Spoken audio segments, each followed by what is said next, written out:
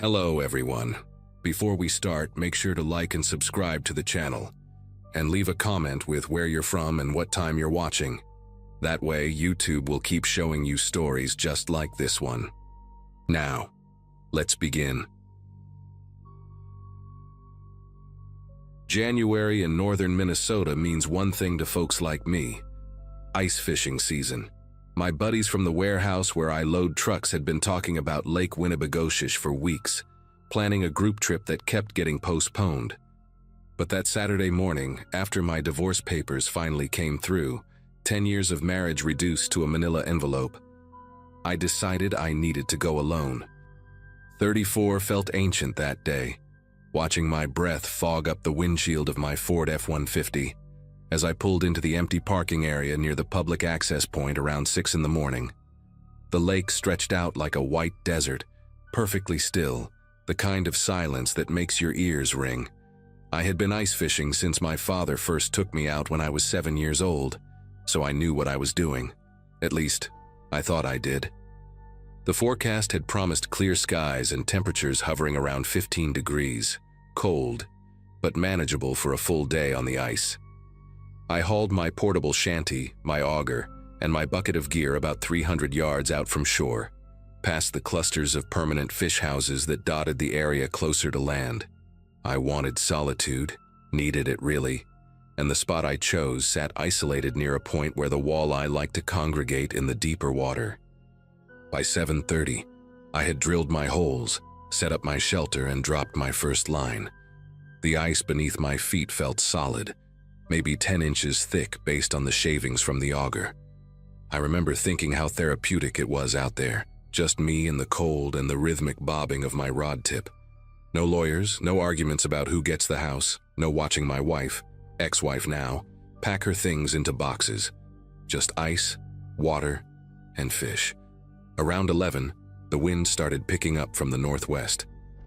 Nothing alarming at first, just steady gusts that made my shanty walls ripple and snap. I stepped outside to check on my tip-ups, those little flag rigs I had set about 20 yards away in a scattered pattern. The sky had changed while I was inside, gone from that crisp winter blue to a pale gray that seemed to press down on everything. I noticed the permanent fish houses in the distance looked smaller somehow, farther away than I remembered. Chalked it up to the flat light playing tricks, the way everything on a frozen lake can look distorted when the clouds roll in. I grabbed a thermos of coffee from my sled and poured myself a cup, watching the steam curl and vanish in the cold air. A few other trucks had arrived at the parking area. I could see their tiny shapes near the shore, but nobody had ventured out this far. That should have been my first clue that something was wrong. I was reeling in a small perch, maybe 6 inches long, when I heard it. A deep, resonant groan that seemed to come from everywhere at once, vibrating up through my boots and into my chest. Ice makes noise all the time, especially on big lakes. It expands and contracts, creates these eerie sounds that newcomers find terrifying, but veterans learn to ignore. But this sound was different. It was followed by a sharp crack like a rifle shot, somewhere behind me toward the north. I set down my rod and walked to the edge of my fishing area, scanning the white expanse. That is when I noticed my tackle box had moved. Not fallen over, not knocked by wind. It had slid about 3 feet to my left, leaving a faint scrape mark on the ice surface. I stood there staring at it, my brain trying to process what I was seeing. Then I felt it beneath my boots, a subtle sickening tilt, like standing on a boat that had just caught a wave. I dropped to my knees and pressed my bare palm against the ice, feeling for movement. The surface was wet, slick with a thin film of water that had not been there an hour ago. My heart started hammering as I scrambled toward the direction of shore, or what I thought was shore. That is when I saw it clearly for the first time. A jagged black line cutting across the white maybe 40 feet ahead of me, stretching in both directions as far as I could see. Open water. The crack had separated my section of ice from the main sheet, and the wind was pushing me, pushing the entire frozen platform I stood on, slowly but steadily toward the center of Lake Winnibigoshish. I ran back to my shanty and grabbed my phone from my jacket pocket. No signal. Of course no signal. I was in the middle of nowhere, Minnesota, and the nearest cell tower was probably 15 miles away. I tried anyway, holding the phone up toward the gray sky like that would somehow help, watching those empty bars mock me while the ice beneath my feet continued its slow, terrible drift. The gap of open water was widening. What had been maybe 3 feet across when I first spotted, it was now closer to 8 or 10, the dark water churning with small chunks of broken ice. I thought about jumping it, making a run and leaping across before it got any wider. But the edge of my ice floe was jagged and unstable, pieces crumbling off into the water even as I watched. One wrong step, one miscalculation, and I would plunge into 30-degree water wearing heavy winter gear. Hypothermia would set in within minutes. I had read somewhere that you have about 10 minutes of meaningful movement in water, that cold before your muscles stop responding, and maybe an hour before your core temperature drops enough to kill you. The shore looked impossibly far now, a thin dark line on the horizon interrupted by the colorful dots of those fish houses I had passed earlier. I screamed for help, cupping my hands around my mouth and shouting until my throat burned. The wind swallowed every sound, carrying my voice away into nothing. I forced myself to stop panicking and think. My father had taught me that panic kills faster than cold ever could, that your brain is your best survival tool if you keep it working. I took inventory of what I had. The portable shanty, my auger, a sled with fishing gear, about 50 feet of rope, a small propane heater, some hand warmers, a half-eaten sandwich, and the thermos of coffee that was now barely lukewarm. No flares, no emergency beacon, nothing designed for this exact nightmare scenario. The ice floe I stood on was roughly the size of a basketball court, maybe a little bigger, and I could feel it rotating slowly as the wind and current fought over which direction to push it. I checked my watch, 12:47 in the afternoon. Sunset would come around 5, and after that the temperature would plummet from uncomfortable to deadly. I had maybe 4 hours to figure something out before darkness made everything worse. The gray clouds overhead had thickened, and I caught the smell of snow in the air, that particular metallic scent that anyone who has lived through northern winters learns to recognize. I decided my best chance was to make myself visible.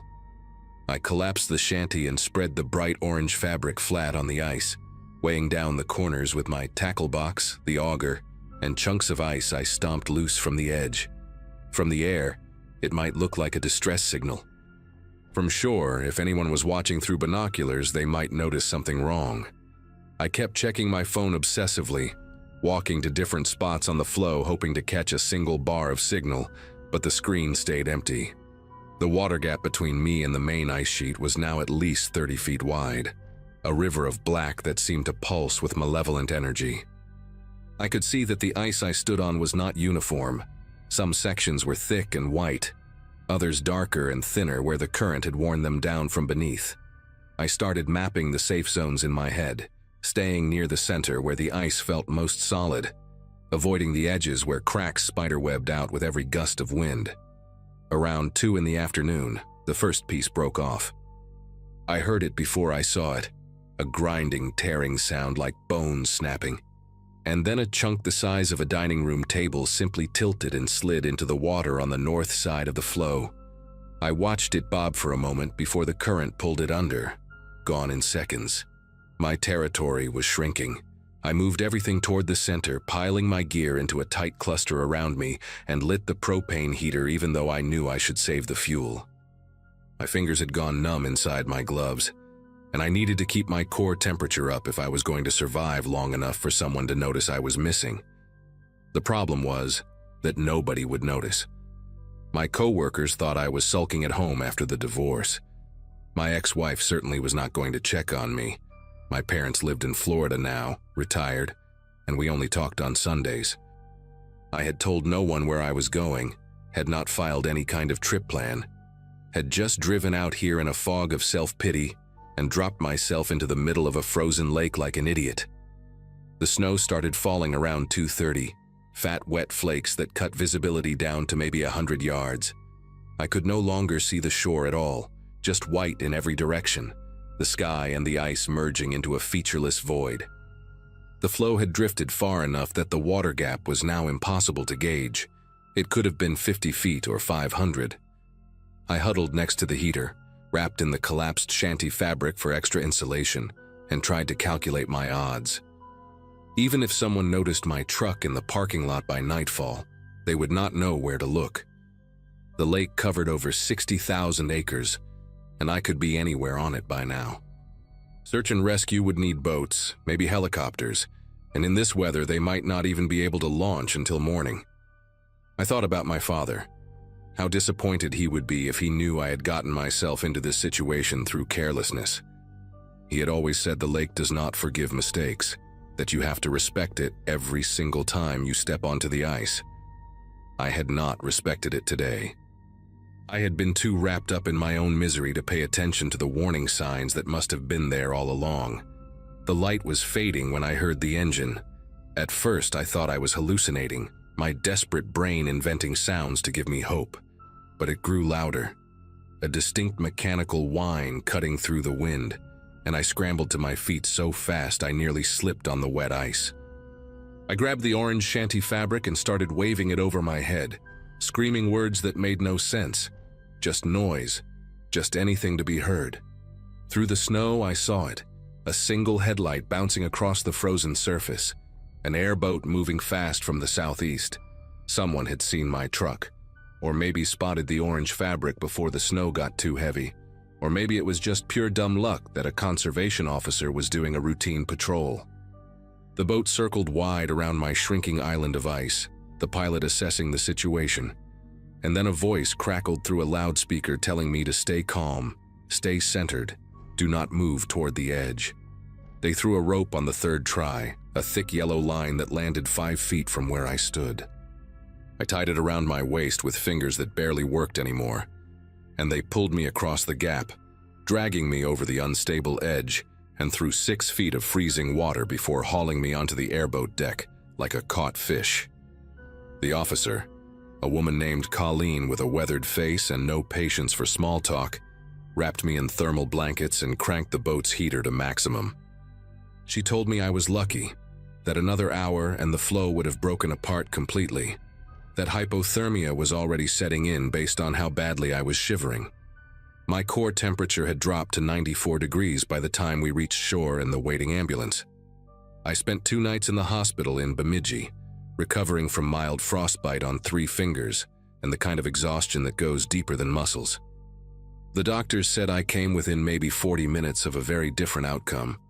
I think about that number a lot now, 40 minutes between being here and being a body they would find when the ice melted in spring. I sold my fishing gear that summer, gave away the shanty, the auger, all of it. Some people told me I should get back out there, that you cannot let fear win. But they did not understand. It was not fear that kept me away. It was respect, the kind my father always talked about, the kind I finally learned the hard way on a Saturday in January when the ice decided to remind me that nature does not care about your problems, your divorce, your sadness. It just does what it does, and you either pay attention or you pay the price.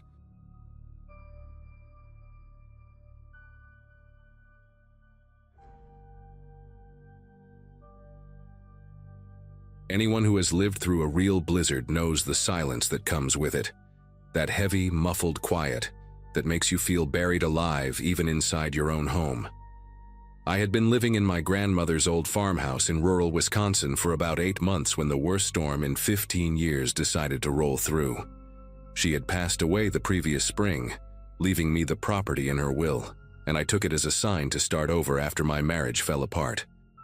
My high school graduating class had their 10-year reunion that same year, which should tell you roughly where I was in life.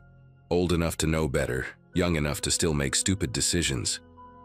The house sat at the end of a 2-mile private road, surrounded by nothing but frozen cornfields and dense pine forest.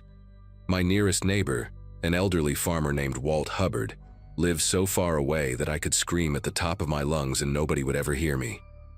That thought had never bothered me before. The isolation was the whole point. I wanted to disappear for a while, to figure out who I was without a husband defining my every move. But when the National Weather Service issued a severe blizzard warning that Monday morning, predicting up to 3 feet of snow and dangerous wind chills, I started to feel the weight of just how alone I really was. I spent that morning making sure I was prepared for the worst. The pantry was stocked with canned goods, pasta, rice, and enough bottled water to last a month. I had filled the bathtub as a backup water supply, a trick my grandmother taught me when I was a girl visiting her during winter breaks. The wood stove in the living room was my primary heat source, and I had been splitting and stacking firewood since October, so I knew I could stay warm even if the power went out for a week. By early afternoon, the sky had turned that sickly greenish-gray color that always precedes something bad, and the first flakes started drifting down around 2. Within 3 hours, I could barely see the old tool shed that stood about 40 yards from the back of the house, just a dark smudge in a world that had gone completely white. The wind picked up around 5, howling through the gaps in the window frames, making the whole house shudder like it was trying to shake itself apart. I made myself a simple dinner of tomato soup and grilled cheese, ate it curled up on the couch by the fire, and tried to convince myself that everything was fine. I was safe. I was prepared. Nothing could touch me out here.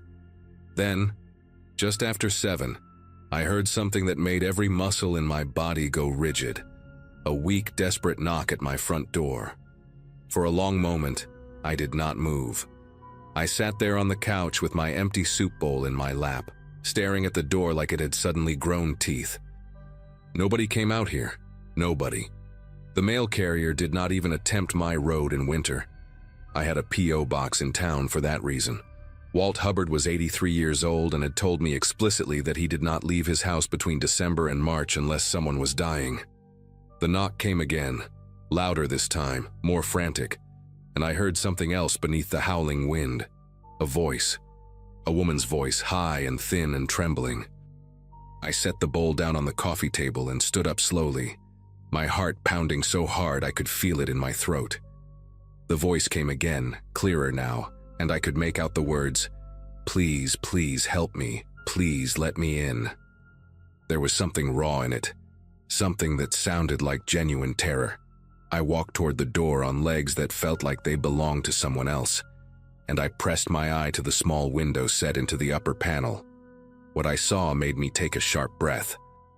A young woman stood on my porch, and she was dressed in nothing but a thin sweater and jeans. No coat, no hat, no gloves.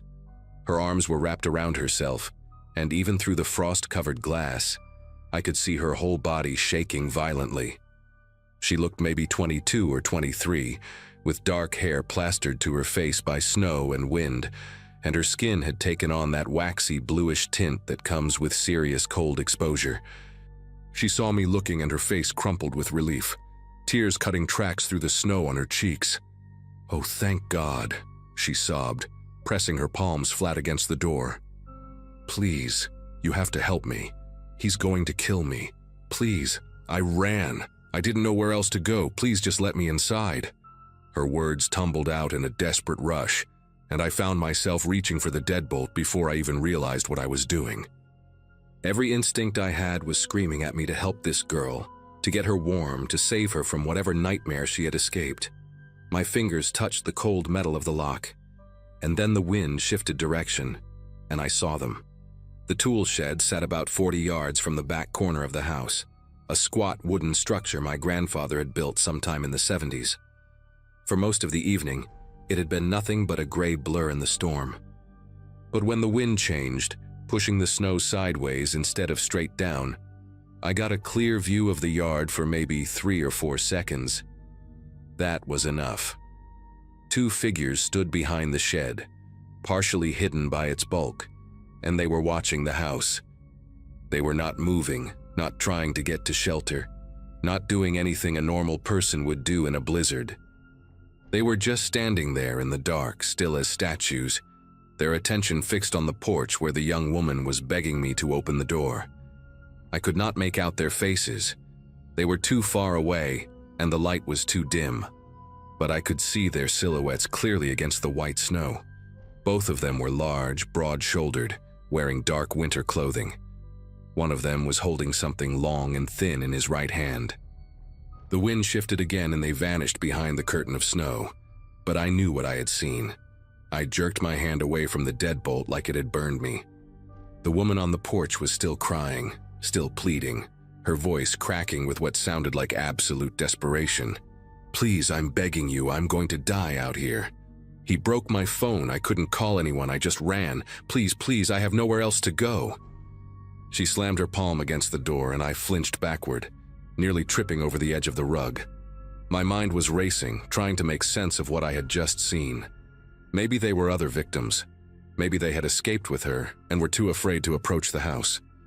Maybe I was being paranoid and they were just neighbors I did not know about, checking on properties during the storm. But none of that explained why they were hiding. None of that explained why they were watching instead of helping. And none of that explained the way the young woman's eyes kept darting to the side, toward the corner of the house, like she was checking on something, or someone. I backed further into the living room, my hand finding the back of the couch for support. "I'm going to call the police," I said, loud enough for her to hear through the door. "They can come help you. Just stay there and I'll get help coming." What happened next is something I will never forget as long as I live. The crying stopped.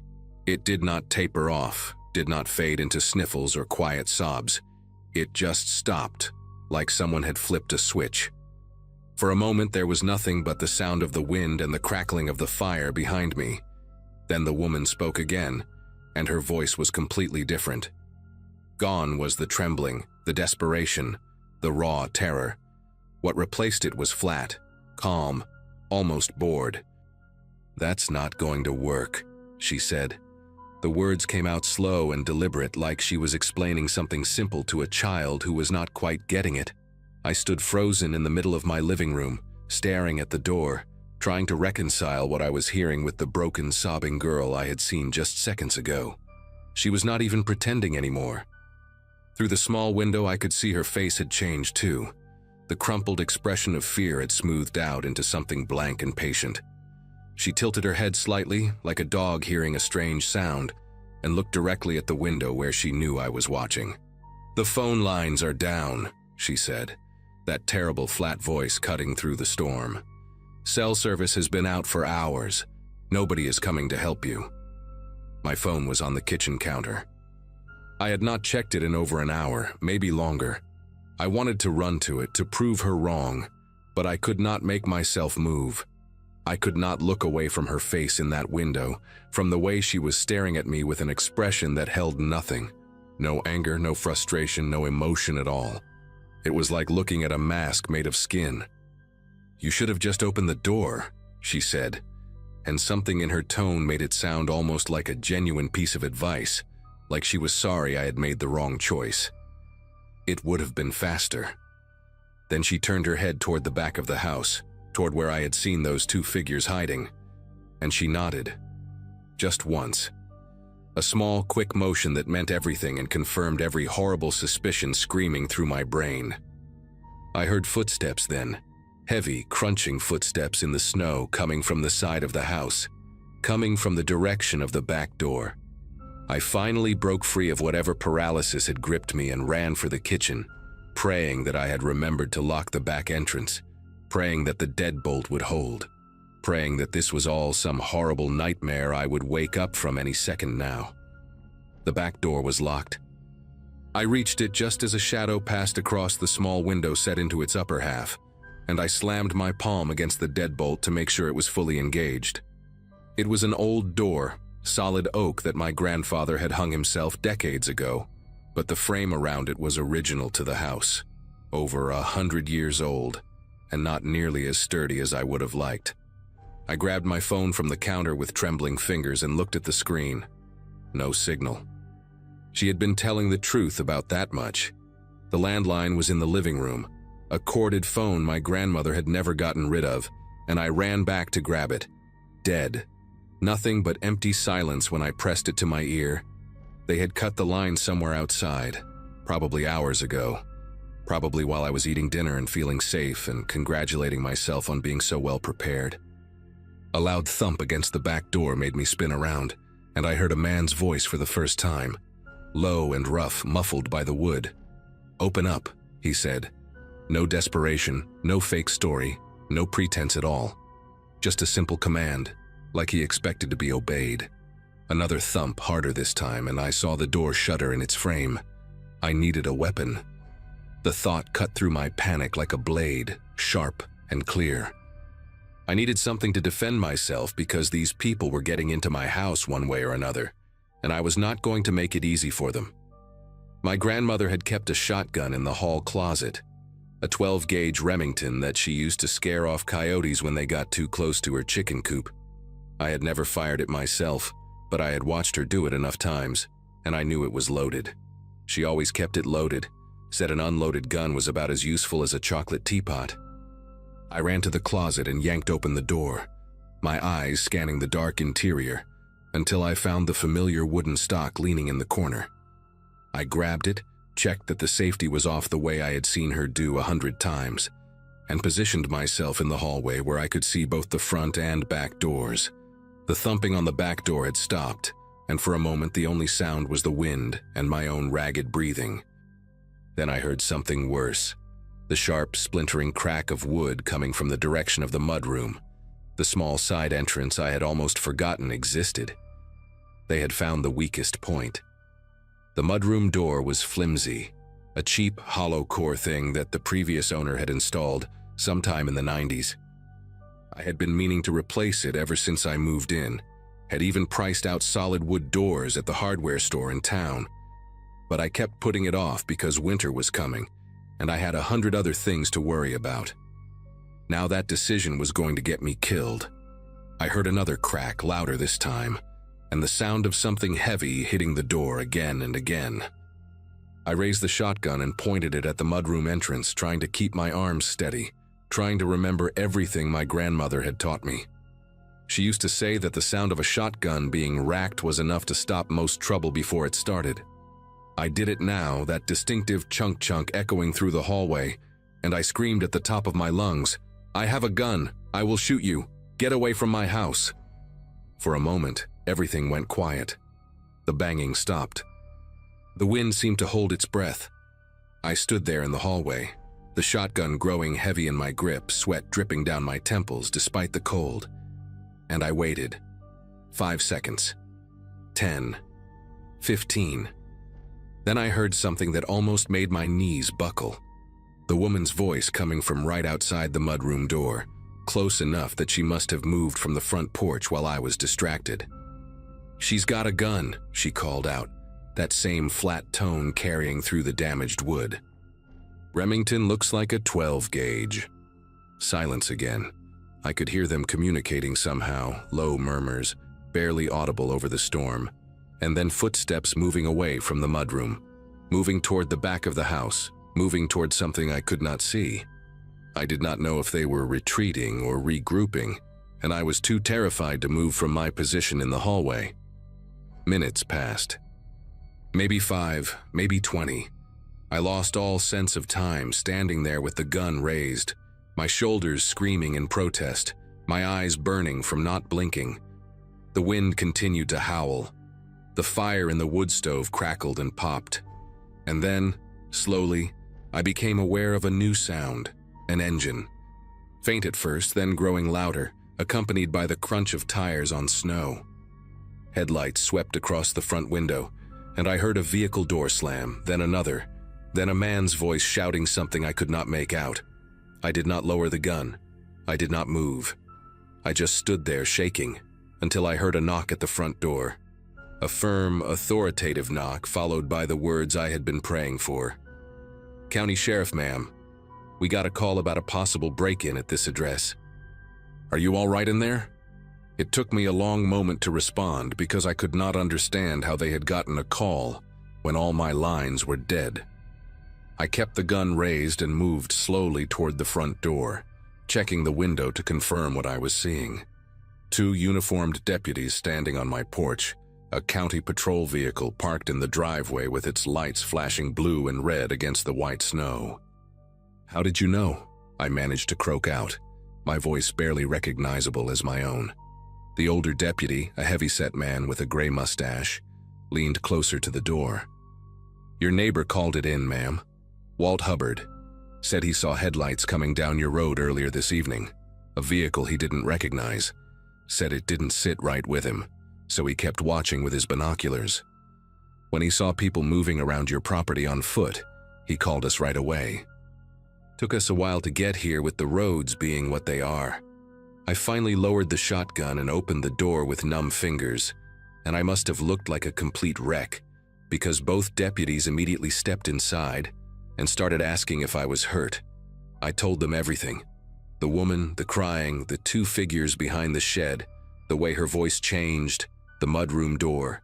They searched the property with flashlights and found footprints everywhere, already filling with fresh snow. The mudroom door was hanging off one hinge. The frame cracked and splintered, where someone had been kicking it in. They found tire tracks at the end of my driveway, heading back toward the main road, but the snow was coming down so hard that any hope of following them was gone within minutes. The deputies stayed with me until morning, taking turns keeping watch while the other one dozed in the armchair by the fire. When the storm finally broke around dawn, more officers arrived, along with a detective from the county seat who asked me to go through my story 3 more times. They never caught the people who tried to break into my house that night. The detective told me later that this kind of thing, using a young woman as bait to get homeowners to open their doors, had been reported in a few other rural areas over the past year, always during severe weather, always targeting isolated properties. He said I was lucky. He said most people would have opened that door without thinking twice. I sold my grandmother's house 6 weeks later and moved back to the city, to an apartment building with a doorman and security cameras and neighbors on every side. Some nights I still dream about that woman's face in the window, the way it changed from desperate to empty in the span of a single breath. And I think about Walt Hubbard, 83 years old and watching the road with his binoculars during a blizzard, calling the sheriff because something just did not look right. I sent him a bottle of good whiskey and a thank you card before I left town. I do not know if he understood that he saved my life that night, but I will never forget it. I will never forget any of it.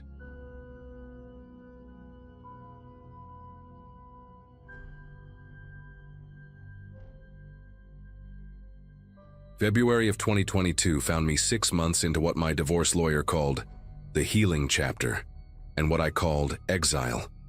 34 felt ancient when you were starting completely over, selling the house in Portland, taking a remote position with a software company, and moving into a farmhouse rental in rural Vermont that cost less per month than my old car payment. The property sat on 11 acres of nothing but birch trees and silence. The nearest neighbor, a dairy farmer named Gus Whitmore, who lived about 2 miles down Hadley Road. I had wanted isolation. I had wanted to hear myself think again after 3 years of arguments and accusations and slamming doors. My golden retriever, Penny, was the only company I needed, or so I told myself during those long winter nights when the wind screamed through the valley and the old radiators clanked like someone was trapped inside them.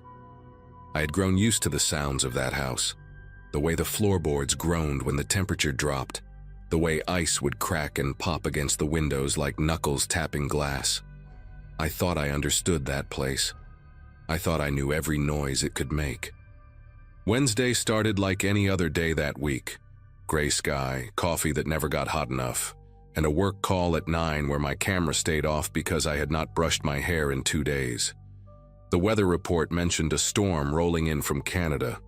Nothing unusual for February in that part of the country, so I made sure I had enough firewood stacked on the porch and checked that the generator had fuel. By noon, the snow had started falling in thick curtains that erased the tree line within an hour. I remember standing at the kitchen window with Penny pressed against my leg, watching the world outside turn white and formless, feeling that particular kind of peace that comes from knowing you cannot go anywhere and no one can reach you. Around 3 in the afternoon, the power went out with a soft click, and the house settled into that heavy silence that always follows when the electrical hum disappears. I lit candles, started a fire in the wood stove, and felt almost grateful for the excuse to unplug completely. Then my phone buzzed with an emergency alert, and that fragile sense of peace shattered like ice under a boot heel. The message was brief and clinical in that way government warnings always are. An inmate had escaped during a transport accident on Route 12, approximately 9 miles from my location. The man's name was Carl Eugene Vickers, 41 years old, serving 18 years for aggravated assault and armed robbery. He was considered dangerous, possibly armed, last seen heading northwest into the Green Mountain National Forest, which meant he was heading directly toward the stretch of wilderness that bordered my property. Residents were advised to lock all doors and windows, report any suspicious activity, and avoid going outside until further notice. I read the alert 3 times, standing in my dim kitchen with the wood stove crackling behind me and the snow piling against the windows. 9 miles was not that far. In good weather, someone determined could cover that distance in a few hours. But in a whiteout blizzard with temperatures dropping below zero, surely no one could survive long enough to make it this far. That is what I told myself as I double-checked the deadbolt on the front door and wedged a chair under the handle of the back door that led to the mudroom. Surely the cold would stop him before anything else could. I tried to keep busy as the afternoon bled into evening. I fed Penny, heated soup on the wood stove, and read by candlelight while the storm howled outside like something wounded and furious. Every few minutes I would check my phone for updates, but the signal was weak and getting weaker, the screen showing one flickering bar that disappeared entirely by 6. The isolation that had felt like freedom that morning now pressed against me from all sides, heavy and suffocating. I found myself listening to the house in a way I never had before, cataloging each creak and groan, trying to separate the familiar sounds from anything that might be new. The wind threw snow against the north-facing windows in waves, and sometimes I could swear I heard footsteps on the porch beneath that noise, a rhythmic crunching that would start and start again. But when I pulled back the curtain and held a candle to the glass, I saw nothing but white. Just the storm, I told myself. Just branches falling, just the old house settling in the cold. Penny lay by the wood stove with her head on her paws, watching me pace with those calm brown eyes, and I remember thinking that if she was not worried, then I should not be either. That changed around 9. I had just added another log to the fire and was settling into the armchair with a blanket when Penny lifted her head suddenly, ears pricked forward, body going rigid in that way dogs do when they hear something humans cannot. She stared at the floor, not at the door or the windows, but at the floor, specifically at the old heating vent near the baseboard where the previous owners had installed some kind of grated cover. A low growl started in her throat, so quiet at first that I thought I was imagining it, then building into something I had never heard from her before. Penny was the gentlest dog I had ever owned, the kind who greeted strangers with a wagging tail, and had never shown aggression toward anything except the vacuum cleaner. But now she was growling at that vent with her lips pulled back from her teeth, hackles raised along her spine like a ridge of dark fur. I sat frozen in the chair, watching her, my heart suddenly pounding so hard I could feel it in my temples. She would not look away from that vent. And then, beneath the sound of the wind and the crackling fire, I heard it too. A scraping noise, faint but unmistakable, coming from somewhere below the house. The farmhouse had a basement that I never used. The previous tenant had warned me about it when I signed the lease, said the stairs were rotted and the space was prone to flooding in the spring. I had gone down there exactly once in those first weeks after moving in, and found nothing but crumbling stone walls, a dirt floor, and the kind of darkness that seemed to swallow my flashlight beam whole. There were 2 ways in, an interior door in the hallway that I kept padlocked from my side, and a set of exterior cellar doors on the east side of the house that opened outward from ground level. Those cellar doors had a heavy iron latch on the inside, plus a security grate that the landlord had installed years ago after a break-in at another property he owned. I had checked that grate when I moved in, tugged on it to make sure it was solid, and then mostly forgotten it existed. But now, sitting in my candlelit living room with my dog growling at the floor, I thought about that basement with a clarity that bordered on panic. I thought about how the exterior doors were buried under snow. I thought about how the interior door was only 15 feet down the hallway from where I sat. And I thought about the sound I had just heard. That scraping, like something being dragged across stone, I did not sleep that night. Every time I closed my eyes, Penny would growl again, and I would snap back to full alertness, straining to hear whatever she was hearing. The sounds from the basement came and went in irregular intervals, sometimes silence for 20 or 30 minutes, then a sudden thump or scrape that made both of us jump. Around midnight, I heard something new, a metallic clinking, rhythmic and deliberate, like someone tapping a wrench against iron bars. I knew exactly what that sound was. It was the security grate. Someone was down there, testing the grate, trying to find a weakness in the metal. I grabbed my phone and tried to dial 911, but the screen just showed no service in that cruel little font, and I wanted to scream at it, wanted to throw it against the wall. The landline was dead too. The storm must have taken down the lines along with the power. I was completely cut off, alone in this house with my dog and a locked door and whatever was making those sounds 15 feet away. I thought about running, just grabbing Penny and bolting out the front door into the blizzard. But the snow was piled 3 feet high against the porch, and the temperature had dropped to -15. I would freeze to death before I made it halfway to Gus Whitmore's farm. So I waited.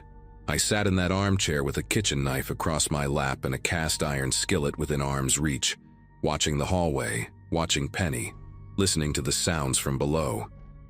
The clinking continued for what felt like hours, sometimes fast and frantic, sometimes slow and methodical. I tried to picture what was happening down there. A man in the dark, hands numb from cold, working at the bolts that held the grate in place, desperate to get inside where it was warm. The image was so vivid I could almost see him, could almost smell the sweat and fear and frozen desperation. Every few minutes, Penny would look at me with those worried eyes, and I would whisper to her that it was okay, that we were safe, that the grate would hold. But I did not believe it. The sounds kept coming, metal on metal, and around 3 in the morning I heard a new noise, a groan of protest like something giving way under pressure. I gripped the knife so hard my knuckles ached. The groaning stopped. Then silence. Then nothing but the wind and the fire and my own ragged breathing for the rest of the night. Dawn came slow and gray, the storm finally dying down to scattered flurries that drifted past the windows like ash. I had not moved from the armchair in 8 hours, and my body ached in places I did not know could ache. My neck, my shoulders, the small of my back where tension had coiled like a fist. Penny had fallen asleep sometime around 5, curled into a tight ball at my feet, but I could not bring myself to close my eyes. When the first real light crept through the curtains, I forced myself to stand, joints popping, legs unsteady beneath me. I needed to see. I needed to know if what I had heard all night was real or if I had somehow imagined it, if the isolation and fear had finally cracked something loose in my mind. I pulled on my boots and my heaviest coat, grabbed the kitchen knife and stepped out onto the back porch for the first time since the storm began. The world outside was white and silent and impossibly still. The kind of stillness that makes you feel like you are the last person left alive. And then I looked down at the snow beside the house, and I knew I had not imagined anything. Footprints, deep, heavy footprints in the fresh snow, circling the entire perimeter of the house. They started at the tree line about 50 yards out and approached in a wandering path, like whoever made them was searching for something, testing doors and windows before moving on. I followed the trail with my eyes, my breath coming out in ragged clouds, watching it loop around the front porch, past the kitchen window where I had stood watching the storm, around the north side where the old propane tank sat buried in a drift. The prints circled the house 3 times before they finally stopped, right at the exterior cellar doors on the east side. I walked over to that spot, moving slowly, the knife clutched in my frozen fingers.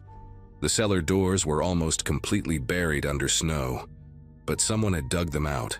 I could see the disturbed snow, the gouges in the ice where hands had clawed at the frozen ground. The doors themselves were still closed, the iron latch still in place from what I could see. But the footprints did not lead away. They stopped at those doors and simply ended, as if whoever made them had melted into the earth or been swallowed by the basement below. I ran. I did not think, did not plan, just grabbed Penny and my car keys and plowed through the snow to my Subaru, which sat buried up to its wheel wells in the driveway. It took me 15 minutes of frantic digging with my bare hands to clear enough snow to get the door open, another 10 to rock the car free from the drift that held it. My fingers were numb and bleeding by the time I finally got the engine started, but I did not care. I drove straight to Gus Whitmore's farm, fishtailing down Hadley Road at speeds that should have put me in a ditch, and pounded on his door until he answered in his bathrobe with a shotgun in his hands.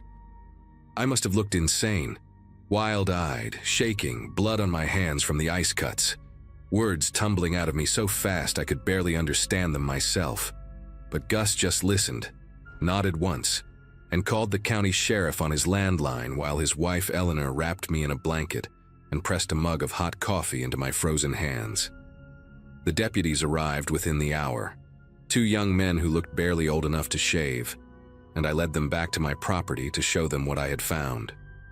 They searched the woods behind my house for 3 hours. I watched from the kitchen window, Penny pressed against my side as they trudged through the snow with their flashlights and their radios, calling out to each other in voices I could not quite hear. They found more footprints in the tree line, signs of a makeshift shelter someone had built from fallen branches about a quarter mile into the forest. They found a torn piece of orange fabric caught on a bramble, the same orange as a prison jumpsuit, but they never checked under the house. I told them about the sounds, about the security grate, about the footprints that ended at the cellar doors and never came back out. They nodded politely and said they would look into it, but I saw the way they glanced at each other, saw the look that passed between them. Just a scared woman living alone, that look said. Probably imagined half of it. They left around noon with promises to patrol the area, and I stood in my driveway watching their cruiser disappear down Hadley Road, feeling more alone than I had ever felt in my life. I did not stay in that house another night. I packed a bag, loaded Penny into the car, and drove to a motel in Burlington where I stayed for the next week, jumping at every sound, sleeping with the lights on. I called my landlord and told him I was breaking my lease, told him he could keep the deposit, told him I did not care about the money. He argued at first, threatened legal action, but when I explained what had happened, the storm, the fugitive, the sounds in the basement, his voice changed. He went quiet for a long moment, then said he would send someone to check the property. 3 days later, he called me back. His voice was different now, strained and hollow, like a man who had seen something he could not explain. They had found the security grate bent outward from the inside, 2 of the bolts sheared clean off.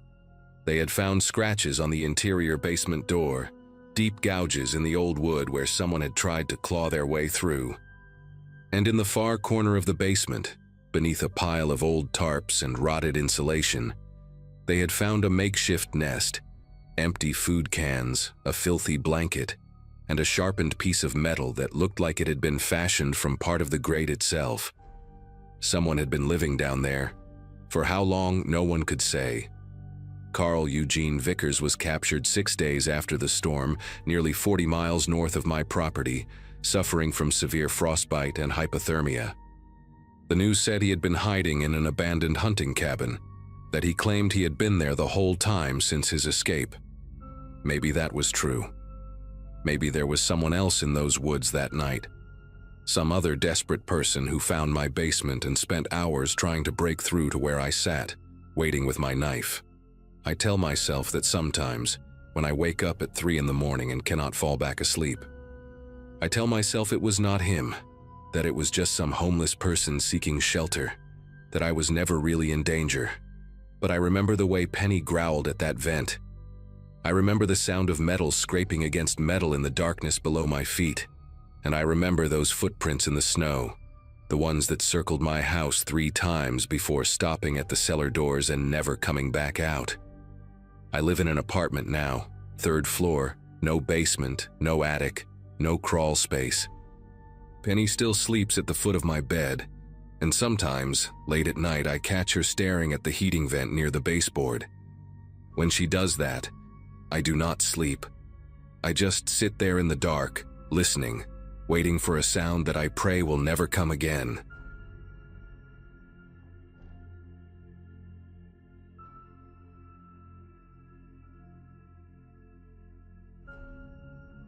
Ice storms in the Pacific Northwest are rare, which is exactly why nobody was prepared when one hit our region in early 2024. My neighborhood in a small town outside Seattle basically shut down overnight. Schools closed, businesses locked up, and by the second day, the power grid had collapsed across 3 counties. At 26, still finishing up my nursing degree while working part-time at a veterinary clinic, I thought I had a decent handle on emergencies. My apartment complex sits at the end of Birchwood Lane, right next to a small cluster of older houses that have been there since the 70s. One of those houses belonged to Howard Freely, an 83-year-old widower who had lived alone since his wife passed 6 years ago. Howard and I had developed a friendly routine over the 2 years since I moved in. I would shovel his walkway in winter. He would leave bags of homegrown tomatoes on my doorstep in summer. He was sharp, funny, and always had a story about his days working as an electrician for the county. When I called his landline that Thursday morning and got no answer, I figured the phone lines were down like everything else. By noon, the temperature had dropped to 19 degrees and the ice kept coming. I bundled up in 3 layers, grabbed my flashlight and a thermos of hot coffee, and made my way across the frozen yard to Howard's place. The walk that usually took 2 minutes became a 10-minute shuffle across what felt like a skating rink. His house looked dark, obviously, like every other building on the block, but something about the stillness bothered me. No smoke from the chimney, no movement behind the frost-covered windows. I knocked on the front door and waited, my breath forming thick clouds in the frigid air. Nothing. I knocked again, harder this time, calling out his name. After what felt like forever, I heard shuffling inside. Slow, deliberate footsteps approaching the door. The deadbolt clicked, and the door opened just a crack, revealing a sliver of Howard's face illuminated by the gray daylight. His eyes, usually warm and crinkled with humor, looked different somehow. Flat, suspicious. He stared at me like he was trying to remember something important, and when he finally spoke, his voice came out thin and uncertain. "Who sent you here?" I laughed at first, thinking he was joking around the way he sometimes did. "Howard, it's me, Nate. From the apartments next door, I brought you some coffee." I held up the thermos like it was proof of my identity. He didn't move, didn't open the door any wider. His one visible eye just kept scanning my face, searching for something. The silence stretched between us, and I could feel the cold biting through my jacket. Finally, he pulled the door open enough for me to step inside, but he didn't say anything welcoming. He just shuffled backward into the dark hallway, keeping his eyes locked on me the whole time. The house was freezing, maybe 50 degrees at most, and I could see my breath even indoors. Howard was wearing a heavy wool coat over what looked like 2 sweaters, and he had a knit cap pulled down almost to his eyebrows. He looked smaller than I remembered, more fragile, like the cold had shrunk him somehow. I asked if he was okay, if he had enough food and water, and he just nodded slowly without really answering. The living room was lit by a single kerosene lantern sitting on the coffee table, casting long shadows across the walls. Old photographs lined every surface, Howard with his late wife Meredith, family gatherings from decades past, faded images of people I didn't recognize. I set the thermos down and started explaining that the power company said it could be another 2 or 3 days before they restored electricity to our area. Howard lowered himself into his recliner, the leather creaking beneath him, and watched me with that same unnerving stillness.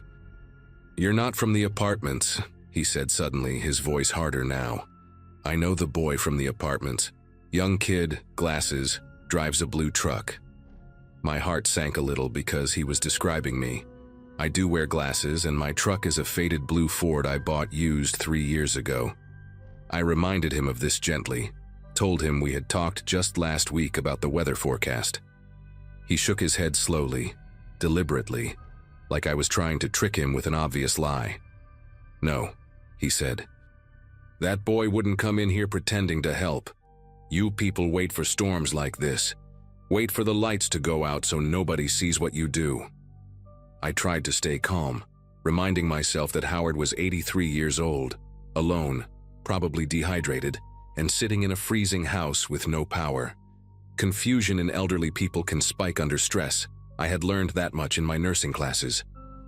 I kept my voice soft and steady, explaining that I just wanted to make sure he was safe, that I could help him get his fireplace going or bring him back to my apartment where I had a small propane heater running.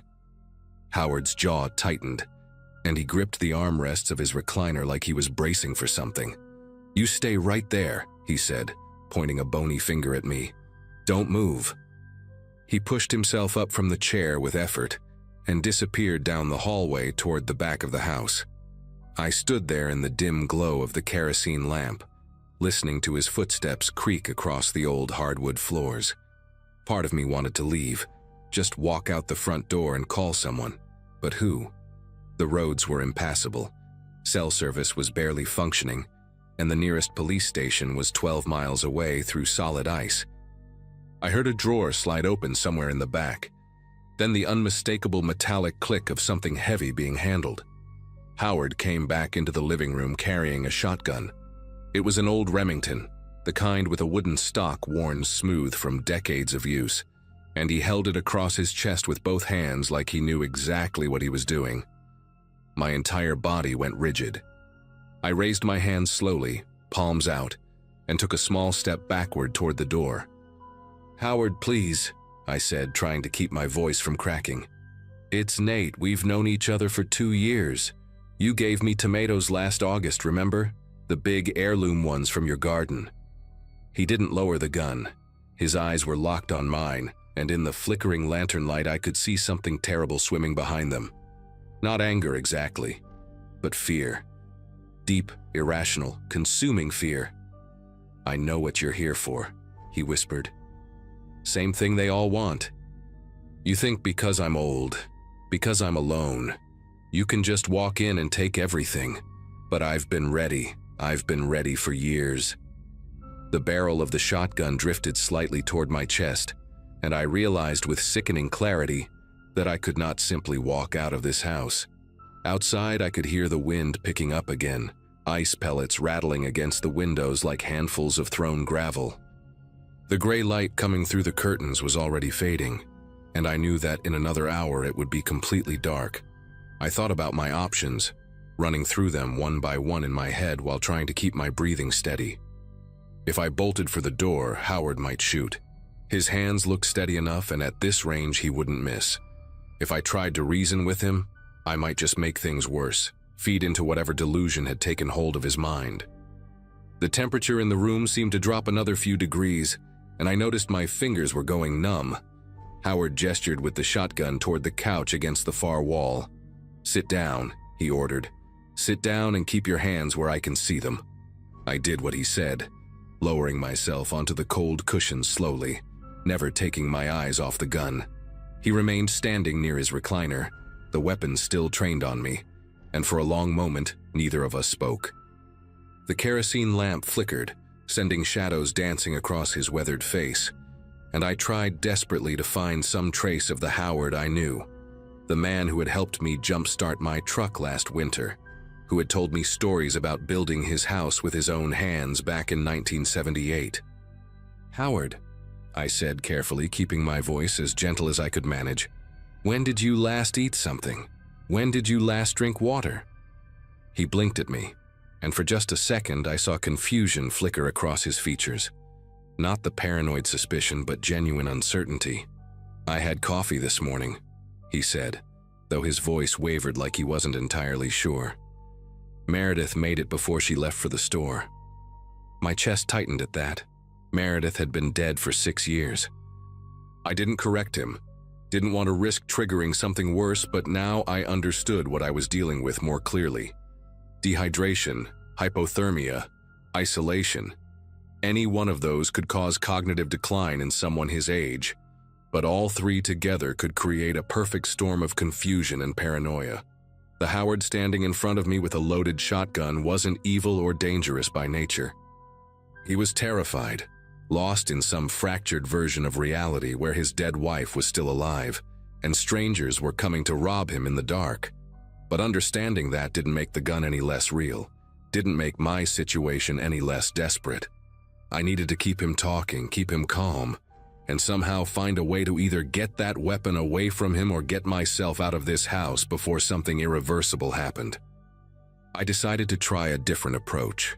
Instead of insisting on who I was, I would step into his world, try to meet him where his mind had taken him. "You're right to be careful," I said slowly, keeping my hands visible on my knees. "There are bad people out there, people who take advantage of situations like this." Howard's grip on the shotgun loosened just a fraction, and he tilted his head slightly, listening. "But I'm not one of them. I'm just a neighbor who was worried about you. Meredith would want someone checking in on you, wouldn't she?" At the mention of his wife's name, something shifted in his expression. The hardness around his eyes softened, and for a moment he looked almost lost, like a child trying to remember something important. "Meredith worries too much," he muttered, more to himself than to me. "Always telling me to be careful, to lock the doors, to keep the gun loaded." He lowered the barrel slightly, pointing it more toward the floor than at my chest. I felt a tiny spark of hope flicker in my gut.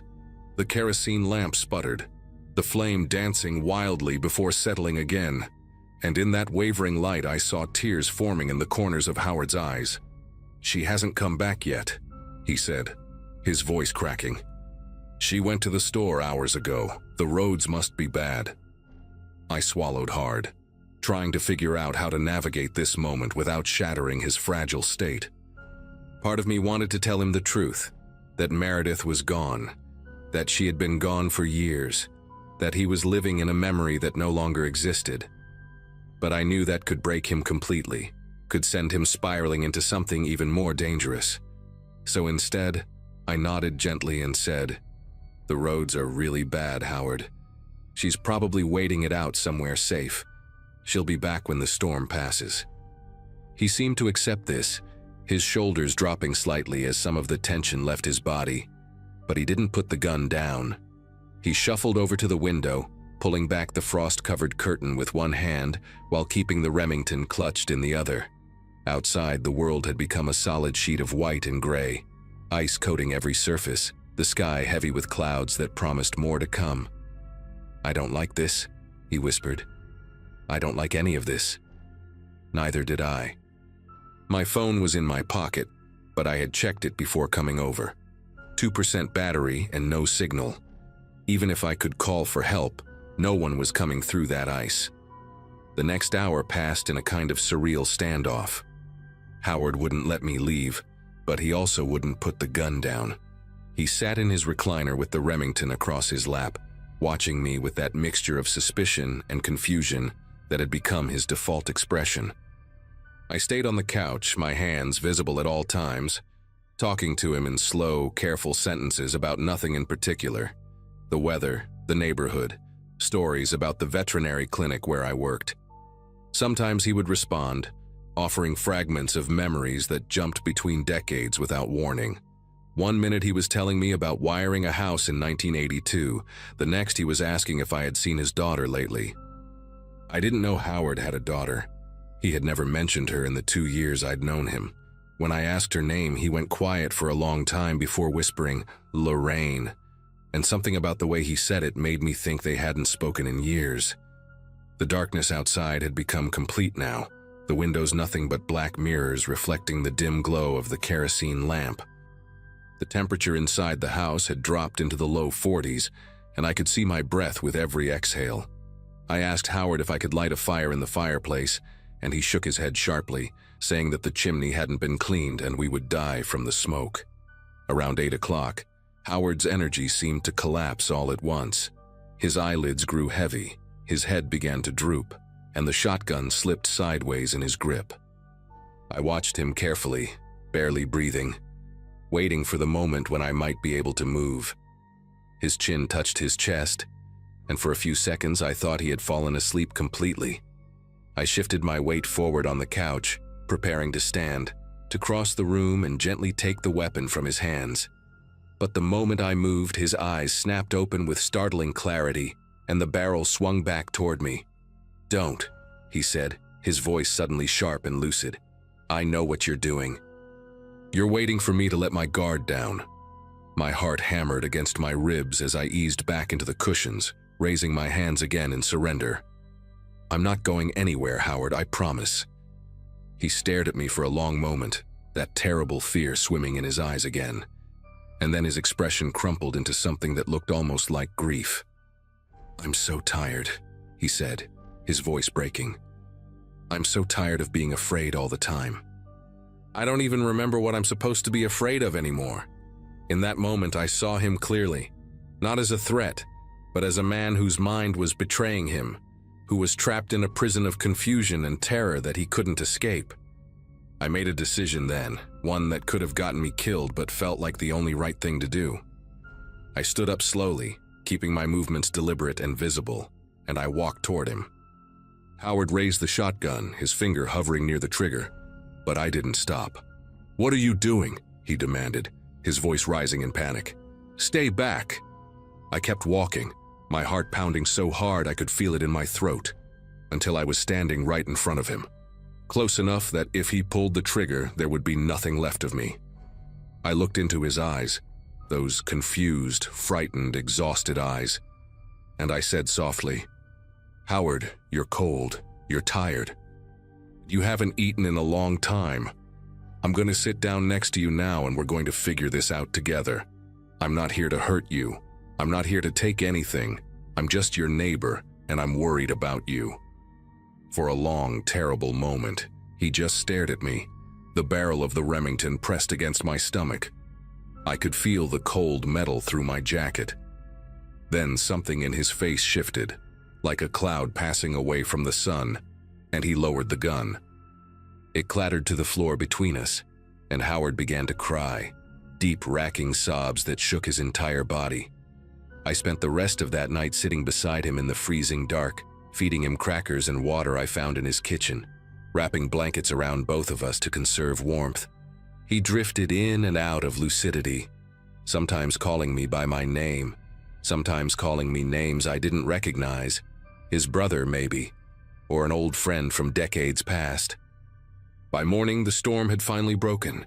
Pale sunlight streamed through the icy windows, and I heard the distant rumble of a plow working its way down the main road. I managed to get a weak signal on my phone and called for an ambulance.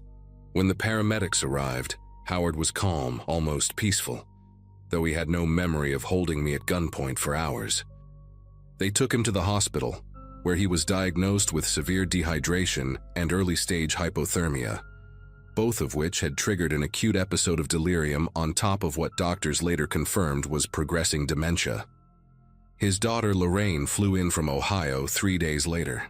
They had been estranged for over a decade, but the crisis brought her back. Howard moved into an assisted living facility that spring, and I visited him a few times before he passed away the following winter. He never remembered that night, never knew how close he came to killing me, or how close I came to running and leaving him alone in that frozen house.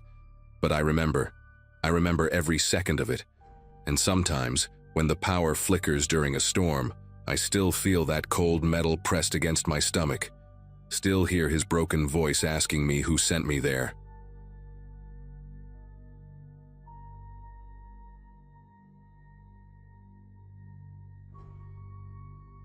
My wife Naomi and I had hiked Crescent Peak maybe 30 times since we moved to Colorado. We knew that trail, the way you know the hallway to your bathroom at night. Every root, every boulder, every switchback where the pines opened up to show the valley below. We had done it in spring when the wildflowers exploded across the meadows, in fall when the aspens turned the mountain into a wall of gold, and yes, in winter, when the snow transformed everything into this silent cathedral of white and gray. By 2024, after 6 years of marriage and countless weekends on that mountain, we considered ourselves experienced enough to handle a February hike. The forecast showed clear skies until evening, temperatures hovering around 20 degrees, wind minimal. We packed our usual winter gear, hand warmers, extra layers, emergency blankets, granola bars, and left our car at the familiar trailhead parking lot around 9 in the morning, expecting to reach the summit by noon and be back down before 3. For the first 2 hours, everything went exactly as planned. Naomi walked ahead of me like she always did, her red jacket a bright beacon against the snow, her breath puffing out in little clouds that caught the morning light. We talked about normal things, her sister's pregnancy, the leak in our basement that we kept putting off fixing, whether we should finally get a dog now that we had the yard for it. The trail was packed down from other hikers, easy to follow, and we passed a few people coming down who nodded and mentioned the views from the top were spectacular today. I remember feeling this deep contentment, this sense that life was exactly as it should be. Naomi turned around at one point and smiled at me, her cheeks pink from the cold, and I thought about how lucky I was that she actually enjoyed these hikes instead of just tolerating them for my sake. We stopped at our usual spot, a flat rock overlooking a frozen creek, to drink some water and share a protein bar. That was around 11:15, and the sky was still perfectly blue, not a single cloud in sight. The weather changed so fast that I still have trouble believing it actually happened that way. One moment we were walking through sunshine, the next the temperature dropped like someone had opened a freezer door, and this gray wall came rolling over the ridge above us. I have seen storms move in quickly before, but nothing like this. Within maybe 10 minutes, the sky went from clear to completely overcast, and the first flurries started falling. Light at first, almost pretty, the kind of snow you see in Christmas movies. Naomi laughed and stuck out her tongue to catch a flake, and I pulled out my phone to check if there was any updated weather alert. No signal, which was normal for that elevation, but the radar from that morning had shown nothing coming our way until after midnight. We decided to skip the summit and head back down, figuring we could outpace whatever was coming. That decision probably saved my life, though it almost cost me Naomi. By the time we reached the switchback where the trail curves around a massive granite outcrop, visibility had dropped to maybe 50 feet. The snow was no longer light and pretty. It was coming down sideways, driven by a wind that seemed to cut right through every layer I was wearing. I could barely keep my eyes open against it, and the trail ahead had disappeared under a fresh blanket of white. Naomi was still in front of me, but her red jacket had faded to a dim blur, and I had to shout for her to hear me over the wind. We stopped to put on our goggles and zip everything up tight, standing close together with our backs to the gust.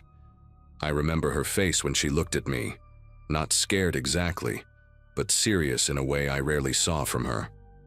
She grabbed my hand and said we needed to stay close, no more than arm's length apart, and I nodded because I knew she was right.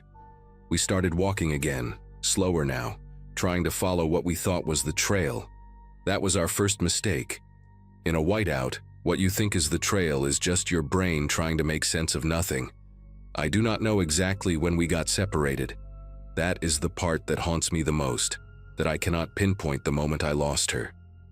We were holding hands, and then at some point we were not, and I assumed she had just moved slightly ahead like she always did. I kept walking, head down against the wind, following what I thought were her footprints in the snow. But fresh snow fills footprints in seconds during a storm like that, and I was probably following nothing, just depressions in the surface, shadows, my own desperate hope.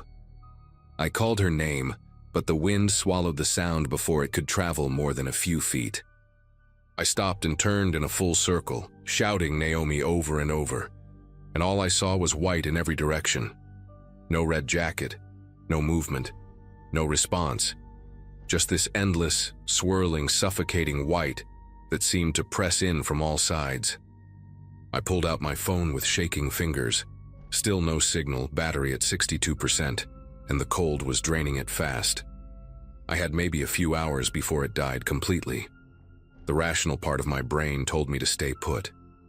Every survival guide, every article I had ever read about getting lost in the wilderness said the same thing. Do not move. Stay where you are. Let rescuers find you. But Naomi was out there somewhere, possibly walking in the wrong direction, possibly hurt, and the thought of just standing still while she disappeared into that storm was unbearable. I made a decision that I will second guess for the rest of my life. I decided to retrace my steps and find her. The problem was, I had no idea which direction my steps had come from. Everything looked identical. I picked a direction that felt right, that seemed to slope downward the way the trail should, and I started walking. Every few seconds I would stop and shout her name, listening for any response, hearing nothing but wind. I walked for what felt like 20 minutes, maybe 30, and slowly I began to realize that the terrain around me did not match anything I remembered from the trail.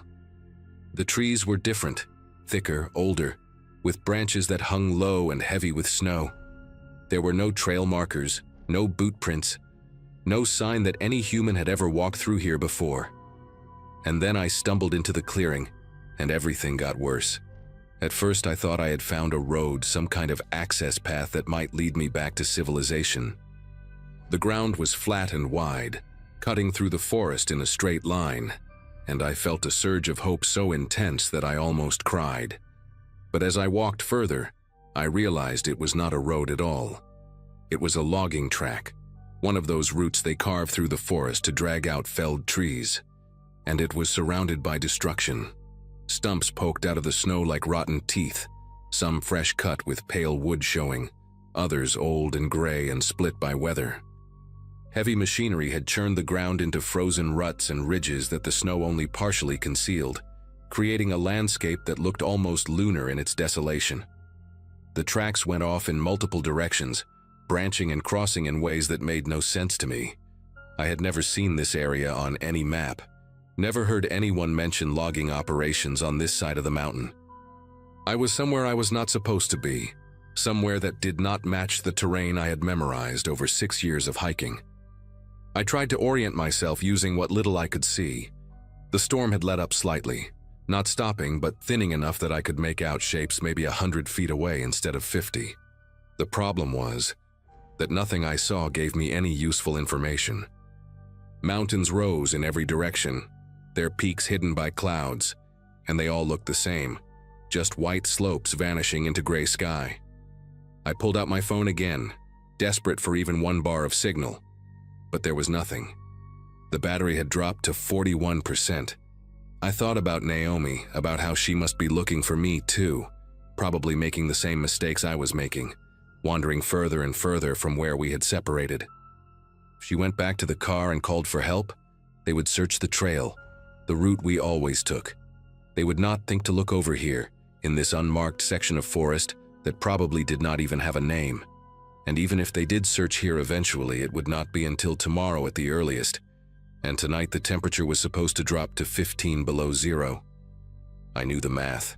I knew what that meant. Hypothermia would set in within hours of sunset if I could not find shelter or find my way back. I made myself stop and think, really think, instead of just reacting. Panic was the enemy now, not just the cold. I remembered something my father told me once when I was a kid, and we got turned around during a hunting trip in Wyoming. Water flows downhill, and people build things near water. If I could find a stream or creek, I could follow it down the mountain, and eventually it would lead me somewhere. The logging operation had to have an access road, a way for trucks to get in and out, and that road would connect to a real highway eventually. I closed my eyes and listened past the wind, trying to hear anything that sounded like moving water. Nothing.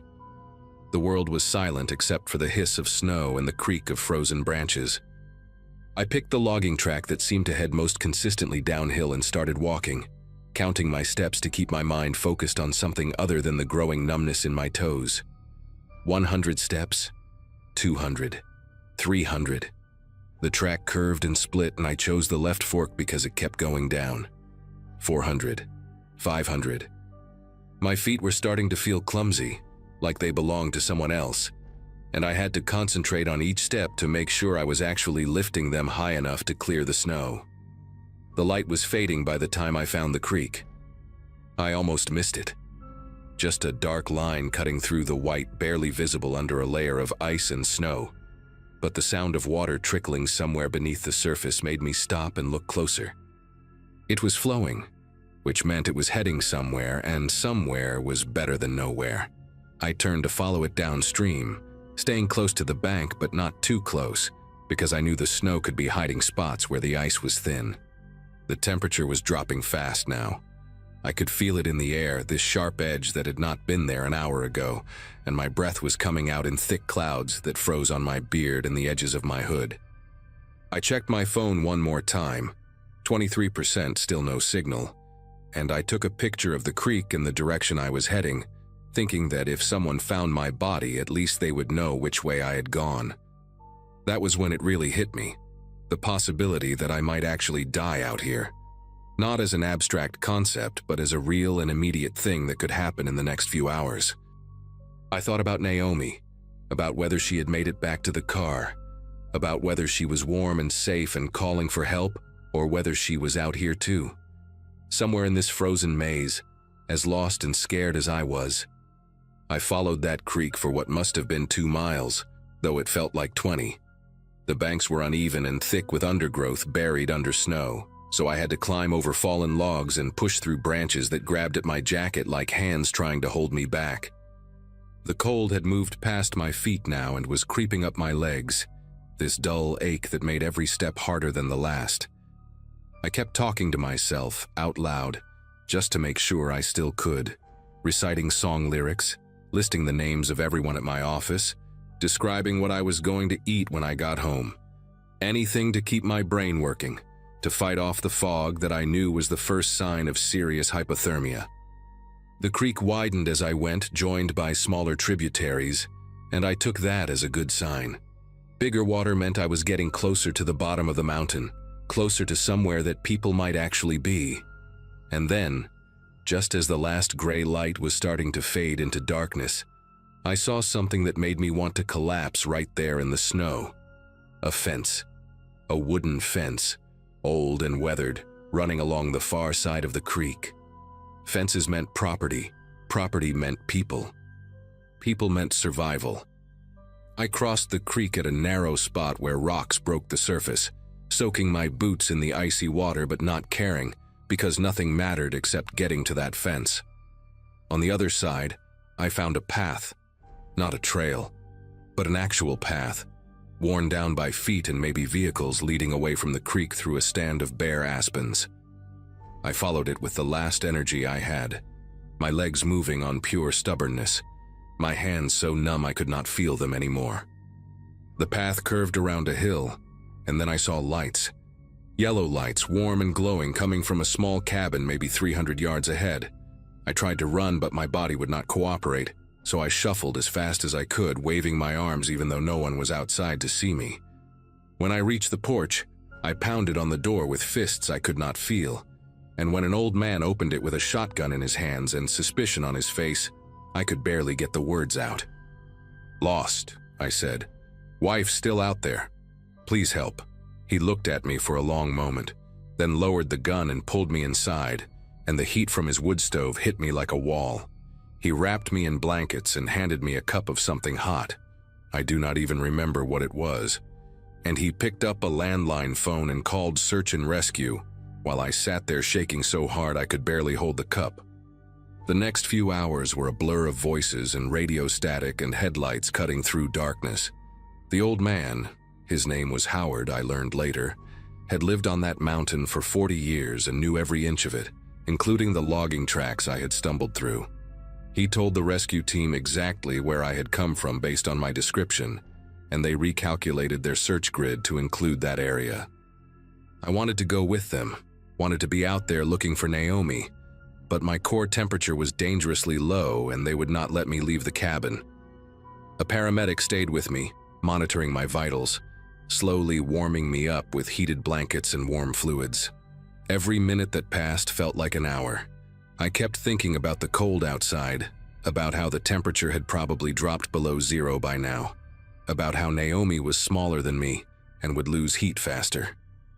I prayed to a God I was not sure I believed in, making promises I knew I would keep if he just let her be okay. Around 9:30, the radio crackled with a transmission that made everyone in the room go quiet. They had found someone. Female. Red jacket. Conscious but hypothermic. They were bringing her down. Naomi had done everything right. When she realized we had gotten separated, she had stopped moving immediately and found shelter. A shallow depression beneath a rock overhang, barely big enough for her body, but enough to block the wind. She had wrapped herself in the emergency blanket from her pack, the one with the reflective silver coating, and she had stayed there for almost 5 hours, conserving energy, trusting that I would get help and send someone back for her. The rescue team found her because of that silver blanket. One of them caught a flash of reflected light from his headlamp and investigated. She had mild frostbite on 3 of her fingers and moderate hypothermia, but she was alive. They brought her to the cabin where I was waiting, and when I saw her walk through that door, pale, exhausted, her lips still slightly blue, I held her so tight that I thought I might never let go. We did not say anything for a long time. We did not need to. Howard stood in the corner of his kitchen, watching us with this quiet expression, and later he told me that in 40 years on that mountain, he had seen a lot of people get lost, and not all of them came back. We were lucky, he said. Stupid, but lucky.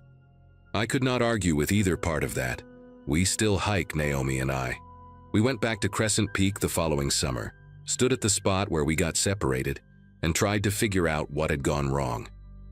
The answer was simple and humbling. We had overestimated our experience and underestimated the mountain. The storm that hit us was later classified as a microburst, a localized weather event that formed and dissipated within a few hours, too fast and too small for the regional forecast to catch. It was bad luck, pure and simple, the kind of thing that can happen to anyone no matter how prepared they think they are. But bad luck does not excuse bad decisions, and I made plenty of those once the storm hit. I should have stayed put when I lost Naomi. I should have trusted that she would do the smart thing, which she did, and that moving around blindly would only make everything worse. Instead, I let fear override logic, and I nearly got us both killed. These days we hike with GPS beacons, satellite communicators, and a strict rule that if we ever get separated again, we both stay exactly where we are and wait. We check weather forecasts obsessively, and we tell at least 3 people our exact route before we leave. Howard passed away last year. I saw his obituary in the local paper, and I drove up to his property to pay my respects. The cabin looks smaller in daylight, ordinary, just a wooden structure on the side of a mountain. But to me it will always be the place where I came back from the dead, where a stranger with a shotgun and a landline saved my life and my marriage. I left a bottle of whiskey on his porch with a note that said thank you, though I knew no one was there to read it. Some debts you can never really repay. You just carry them with you and try to be worthy of the second chance you were given.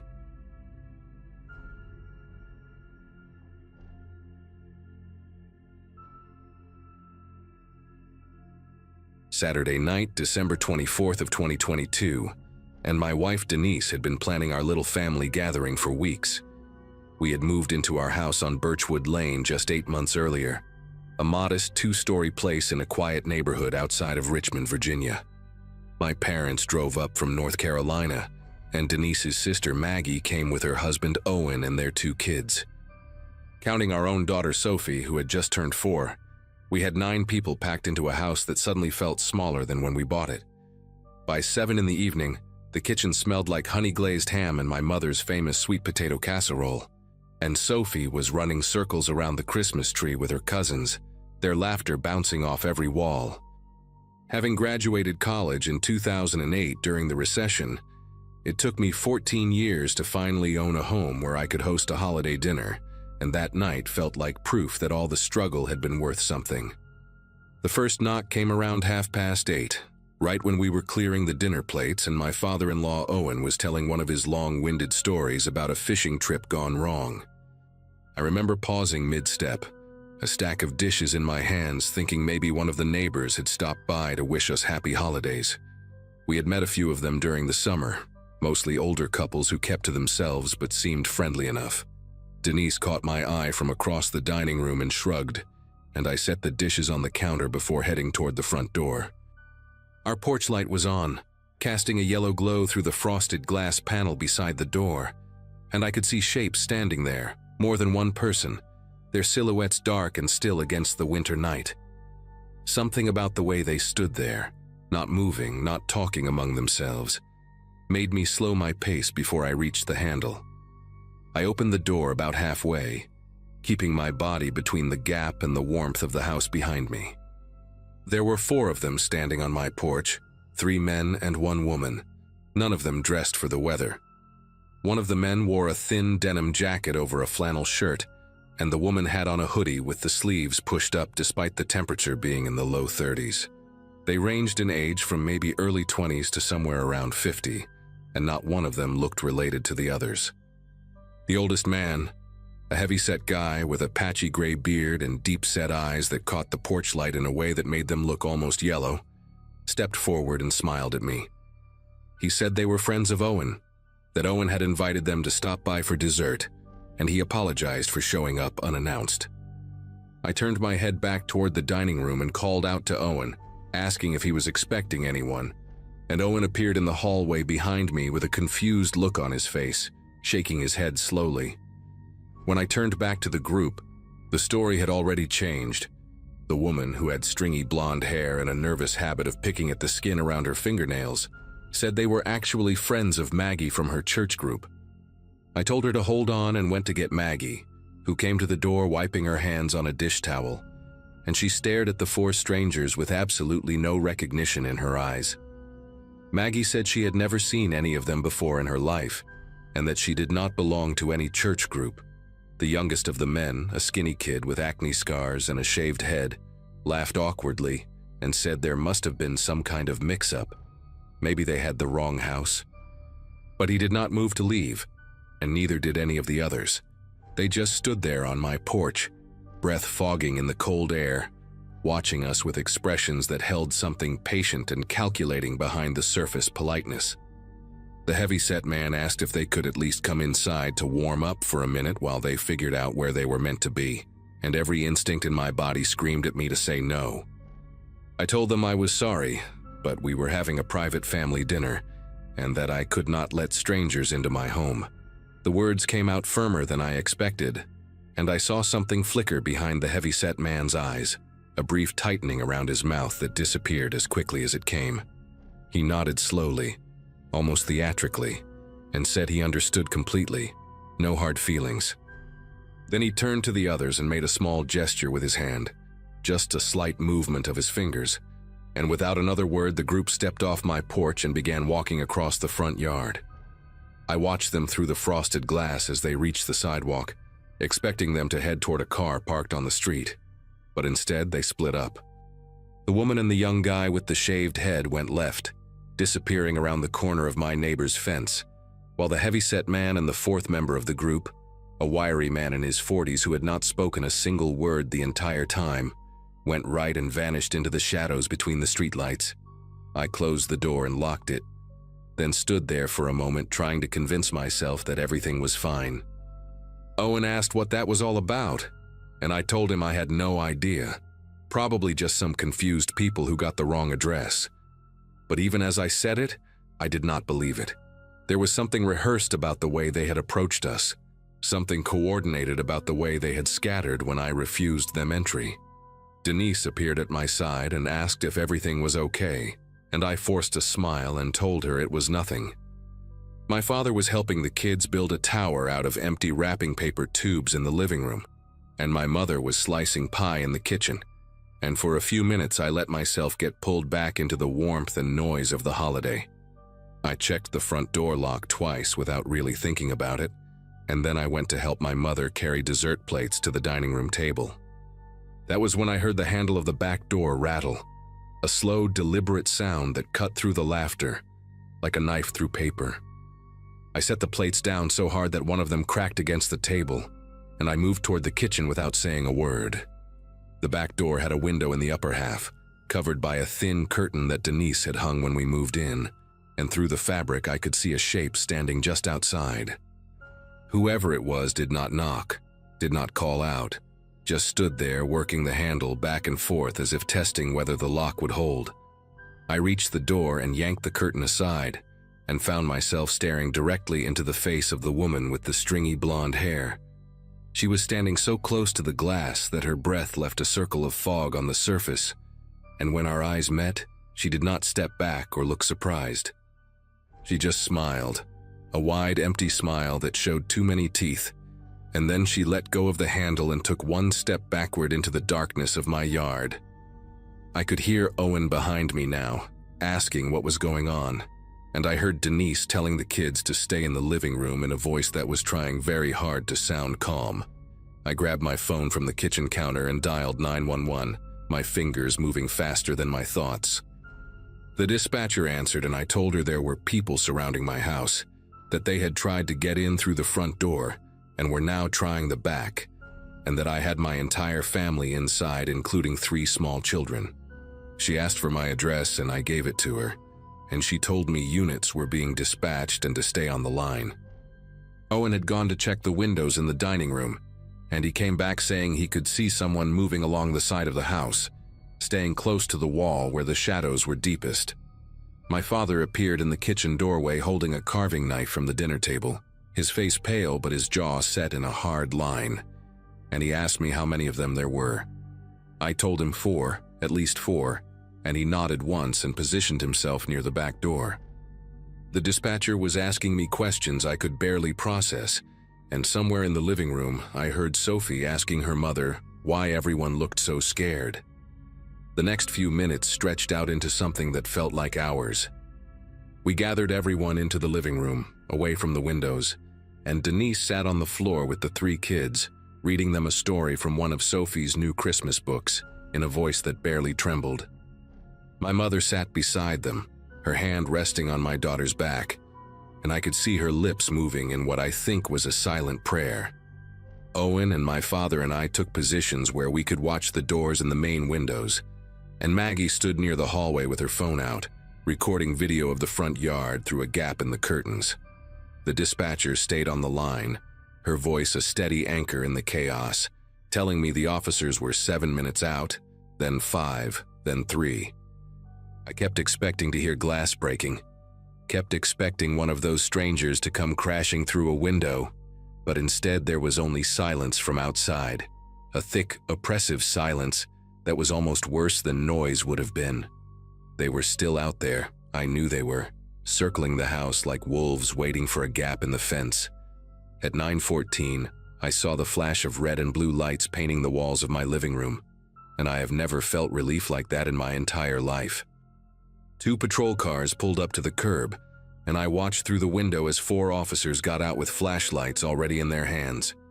I told the dispatcher they had arrived, and she said I could hang up, and I went to the front door and opened it to meet the first officer on the porch. He was a tall man with a shaved head and a calm demeanor, and he asked me to describe what had happened, while his partner began walking the perimeter of the house with his flashlight beam cutting through the darkness. I told him everything: the knock, the changing stories, the way they had scattered, the woman at the back door, and he listened without interrupting, just nodding occasionally and taking notes. His partner came back around the corner of the house and said there was no one in the yard, no one in the back, no sign of forced entry on any of the doors or windows. They checked the side gate, the garage, even looked behind the shed where I kept the lawn equipment, and found nothing but footprints in the frost-covered grass, at least 4 distinct sets leading from the back door toward the fence line and then disappearing into the neighbor's property. The officers took statements from all of us, and Maggie showed them the video she had recorded, though it was too dark to make out much more than shapes moving in the yard. One of the officers, a woman with short gray hair who had been canvassing the street, came back and told us that a neighbor 3 houses down had seen a white van parked at the end of the block earlier that evening, one she did not recognize from the neighborhood. The van had been there when she took her dog out around 7, and it was gone by the time the patrol cars arrived. The officers exchanged a look that I did not like, a look that told me this was not the first time they had heard about something like this. One of them mentioned that there had been a string of home invasions in the county over the past few months, all targeting houses during family gatherings, when the occupants would be distracted and the doors might be unlocked. He said we were lucky, that the fact we had not let them in and had called quickly was probably what saved us. He did not say what had happened to the families who had not been so careful, and I did not ask. We filed a police report, and the officers gave us a case number, and they promised to increase patrols in the area for the next few weeks. After they left, nobody felt much like celebrating anymore. My parents decided to stay the night instead of driving back, and Owen and Maggie put their kids to bed in Sophie's room, while the adults sat in the living room with the lights on and the doors double-checked. I do not think any of us slept more than an hour or two that night. Every creak of the house, every gust of wind against the windows, sent my heart racing all over again. I kept seeing that woman's face pressed close to the glass, that smile that held nothing behind it but patience and intent. The police never found them, never identified them, never made an arrest. About a month later, I read in the local paper that a family in Henrico County had been robbed at gunpoint on New Year's Day. 4 intruders who had talked their way inside by claiming to be lost and asking to use the phone. I stared at that article for a long time, wondering if it was the same people, wondering what would have happened if I had opened that door just a little wider.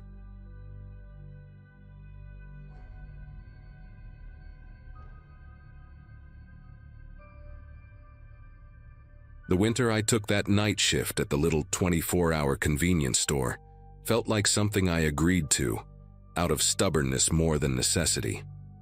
At the time, I was juggling community college classes during the day and trying to save enough money to move out of the apartment I shared with my cousin. Night shifts were quiet, predictable, and honestly a break from the chaos of everything else. That particular night, the cold outside didn't feel real until you stepped near the front windows. Ice crusted along the edges, like the glass was slowly shrinking. I remember pacing the aisles around 1 a.m., organizing things that didn't need to be organized, just trying to stay awake while the heater rattled in that uneven way it always did during the deep freezes. Closing hours didn't technically apply to us, but our manager insisted we lock the doors between 2 and 3 a.m. so we could restock safely. I hated that hour. Customers could see the lights on and still come up to the door, and I'd have to mime closed through the glass like an idiot. That night, I had just finished taking out a trash bag when I heard sharp tapping on the front window. Not loud, more like hurried, uneven knocks. A man stood there, wrapped in a thin hoodie so soaked with frost it looked stiff. His hair was plastered to his forehead, and his face carried this pinched expression, like the cold had peeled away everything except desperation. He mouthed something, then knocked again, faster. I walked up to the door, holding my arms tight across my chest because the cold seeped through the frame. Before I could say anything, he pressed his palm flat against the glass and blurted out, "Please, can you just let me in for a minute, just to warm up? I just need a minute." His voice had that trembling edge that made me instinctively want to help, but rules were rules, and we'd been warned repeatedly not to open the doors under any circumstances. I shook my head gently, trying to keep my voice steady as I explained through the crack in the auxiliary speaker that I couldn't unlock it. His expression shifted, not anger exactly, but this tightening around his jaw, like my refusal had knocked something loose inside him. I stepped back a little, expecting him to leave, but instead his gaze shifted past me, towards something behind my shoulder. When I turned slightly, I noticed another figure outside, a second man standing several feet behind him in the snow.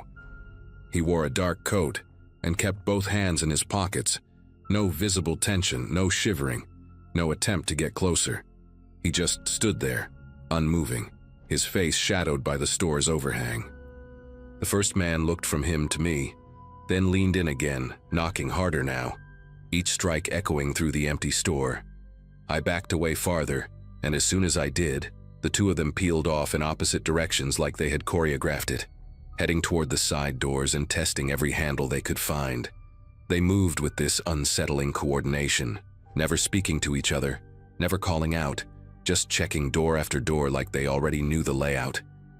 I hurried behind the counter and hit the security lock button, even though I wasn't sure it did anything beyond making me feel less exposed.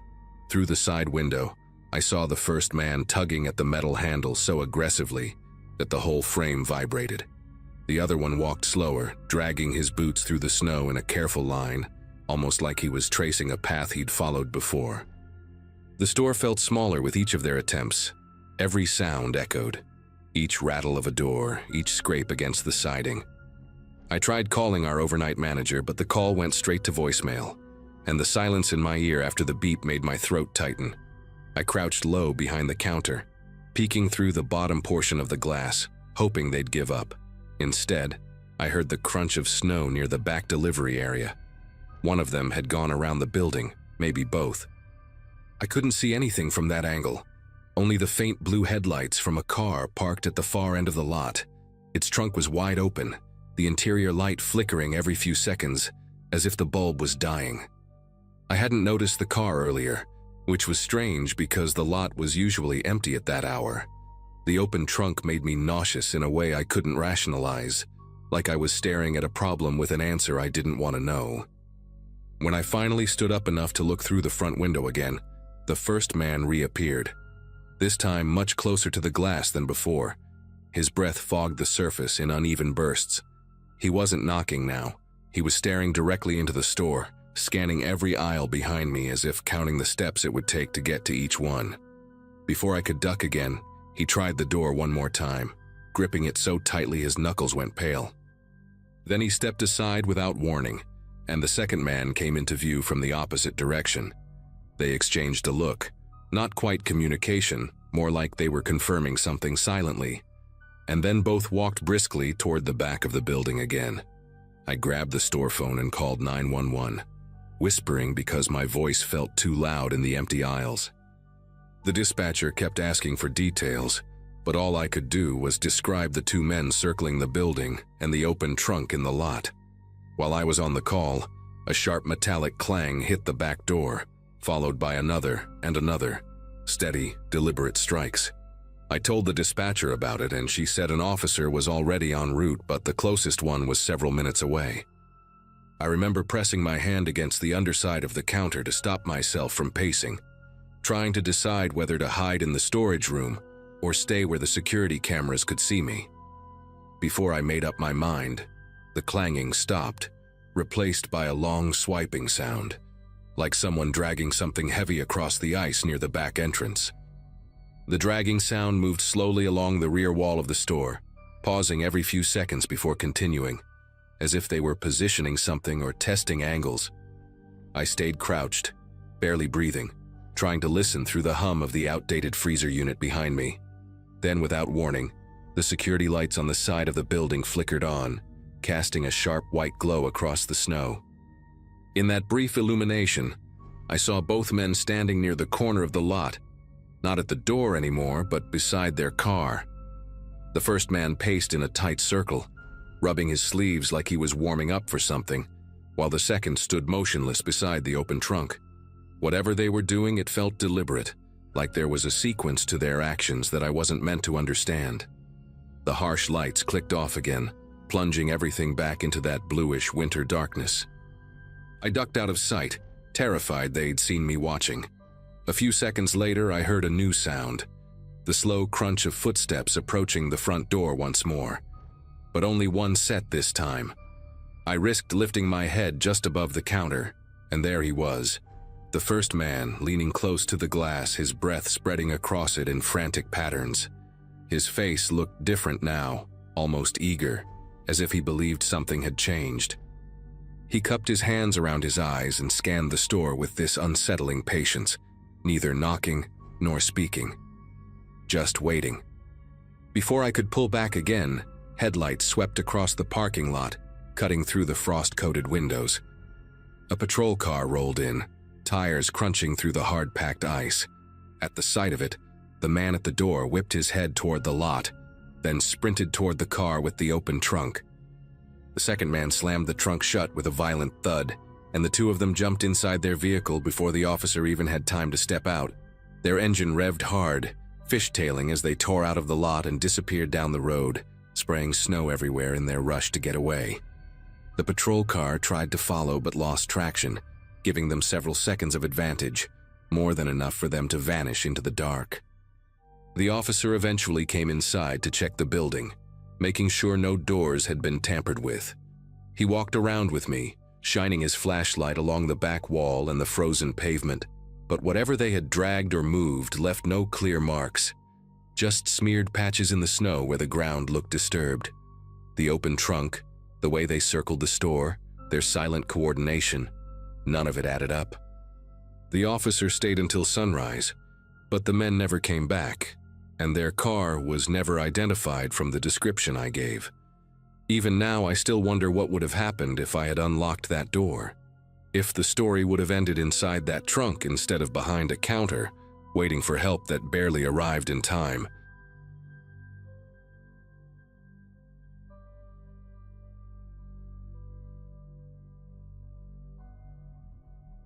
The evening had turned into one of those stubborn winter storms that seemed to appear out of nowhere, even though the forecast had only hinted at flurries. I was heading back from a small consulting job in a quiet town a couple of hours from where I live, cutting through a stretch of rural road that barely saw traffic on normal days. My routine back then was pretty simple. Take whatever freelance work came my way, drive long distances, and try to get home before the weather decided to test my patience.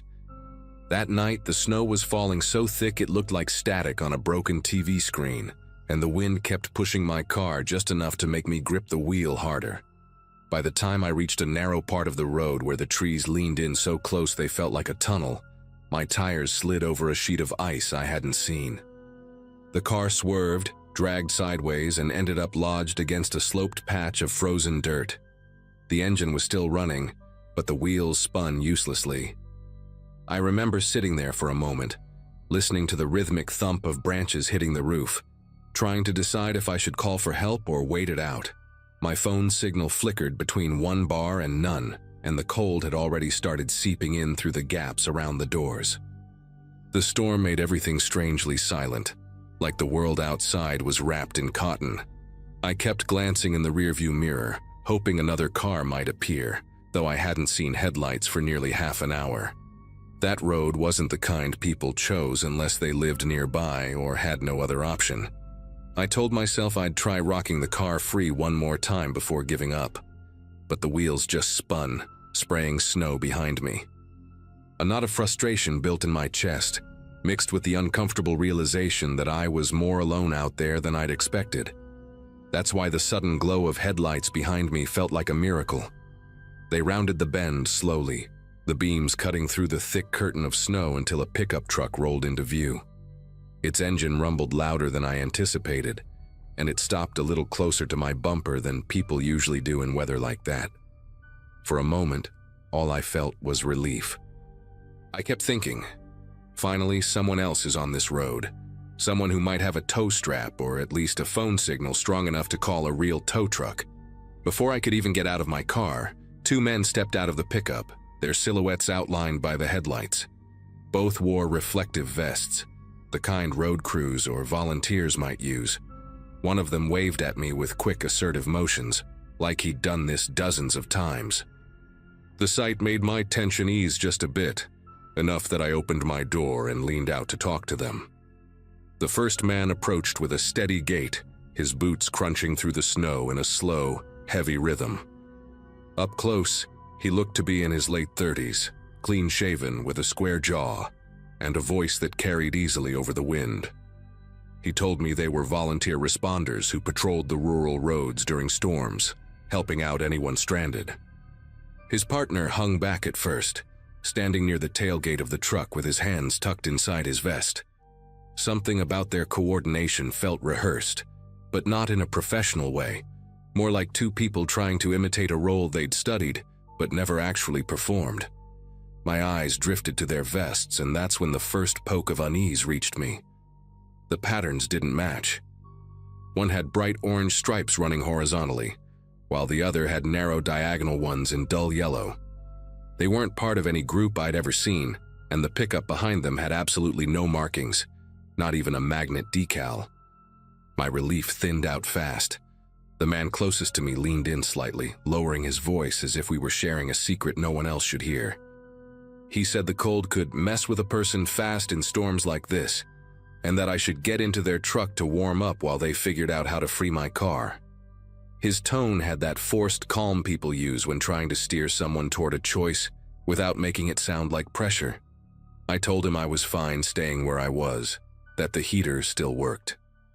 His expression barely shifted, but something in his posture tightened, like he wasn't expecting me to decline. Behind him, his partner began pacing slowly toward the back of my car, each step measured and deliberate. I couldn't see his face clearly, only the dim reflection of my brake lights glinting off the wet fabric of his vest. But he moved with purpose. Too much purpose for someone just trying to help. I kept one foot outside the car, the other still inside, torn between politeness and that rising internal alarm people get when they sense a situation changing shape. Snowflakes were landing on the first man's eyelashes, sticking there as he spoke again, this time insisting that their truck had better heat than mine. He added that it wasn't safe for me to stay alone, not in weather like this. Something about the way he phrased it made the hairs on my arms lift. I glanced past him toward their vehicle, expecting to see some sort of equipment, shovels, chains, emergency lights. But the bed was empty. No salt bags, no tow straps. Just an old blue cooler and a single tarp that looked brand new compared to the rest of the truck. That contrast bothered me more than I wanted to admit. Then the first man slipped his hand into his jacket, slowly, like he was reaching for something he wanted to have ready but didn't want me to notice. The motion was subtle, almost casual, but the intention behind it felt incredibly wrong. My breath caught in my chest as every instinct I had screamed to pay attention. At the same time, the other man had moved farther behind my car, his boots disappearing from my side mirror as he positioned himself directly behind the trunk, completely blocking any shot of me reversing out. I hadn't even realized how boxed in I'd become until that moment. The storm continued to batter everything around us, muting sounds and making the world feel smaller, tighter, like the three of us were trapped inside a snow globe. Trying to keep my voice steady, I told them I just needed a push, not a ride, and that someone else was already on the way, which wasn't true, but I needed something to shift the mood. The man closest to me pulled his hand back out of his jacket, not empty but still obscured by his sleeve, and he stepped a little closer, narrowing the space between us. His partner tapped the back of my car twice, hard enough to jolt it slightly, like he wanted me to know exactly where he was. The uneasiness had grown into something sharper, something that pressed against my ribs from the inside. Every bit of warmth from my heater suddenly felt useless. It was clear now. They weren't there to help me, and whatever they had planned wasn't going to involve me driving away easily. With both men closing in on me from different angles, I realized staying half inside the car was a mistake. I pulled my leg back in fully and shut the door, not slamming it, but firm enough that they'd hear it through the wind. The first man immediately tried the handle, giving it a quick tug like he assumed it would still be unlocked. When it didn't budge, he leaned toward the window and told me I was making things harder than they needed to be. His voice dropped low enough that the words felt directed at me alone, not meant for the storm or his partner. I didn't reply. I just reached down and hit the button that locked all the doors at once. The sound was small, barely audible over the weather, but the shift it caused in his expression was unmistakable. He no longer pretended to be helpful. I put the car in gear, even though I knew the wheels would just spin. The engine whined as the tires tried and failed to grip the ice. The man behind my car stepped closer, bracing both hands against the trunk as if daring me to try again. Their headlights cast their shadows long and warped across the snow, stretching them like figures in a fever dream. I kept my eyes forward, searching for any patch of ground that looked even remotely solid enough to catch traction. Meanwhile, the first man rapped his knuckles against the window, not angrily but rhythmically, like he was waiting for me to brake before he did. The whole situation had collapsed from minor roadside incident into something predatory, fast enough to make my thoughts scatter. A gust of wind hit the trees above us, breaking loose a sheet of snow that crashed down onto the hood of my car. The sound startled both men just enough to give me a second of breathing room. I took advantage of it, gently rocking the car back and forth in the narrow space it had. At first, nothing changed. Then the back right tire nudged against a patch of rougher ice, still slippery, but textured enough to feel different under the wheels. I eased onto the gas the moment I felt it. The car jerked sideways, almost stalling out, but the movement forced the man behind me to step back or risk getting clipped. He shouted something I couldn't make out, but his voice had lost its calm veneer. That alone was enough to push me to try again. The second attempt worked better than I could have hoped. The tire caught just enough traction to pull the car free from the slope, lurching it forward several feet. I didn't stop to think or look back. I kept accelerating, letting the car fishtail along the road until it straightened itself out. In the mirror, the men were silhouettes swallowed by the storm, their truck still parked, headlights glaring through the snow like twin, angry eyes. They didn't try to follow me, at least not that I ever saw. I drove until the storm thinned and the first cluster of distant porch lights came into view, and only then did I pull over to breathe again. I never filed a report because I had no names, no plates, nothing concrete. But whenever winter returns and I find myself on a lonely road, I think about those mismatched vests and the way they moved with such quiet intention. Whatever they wanted that night, I'm certain it wasn't to help.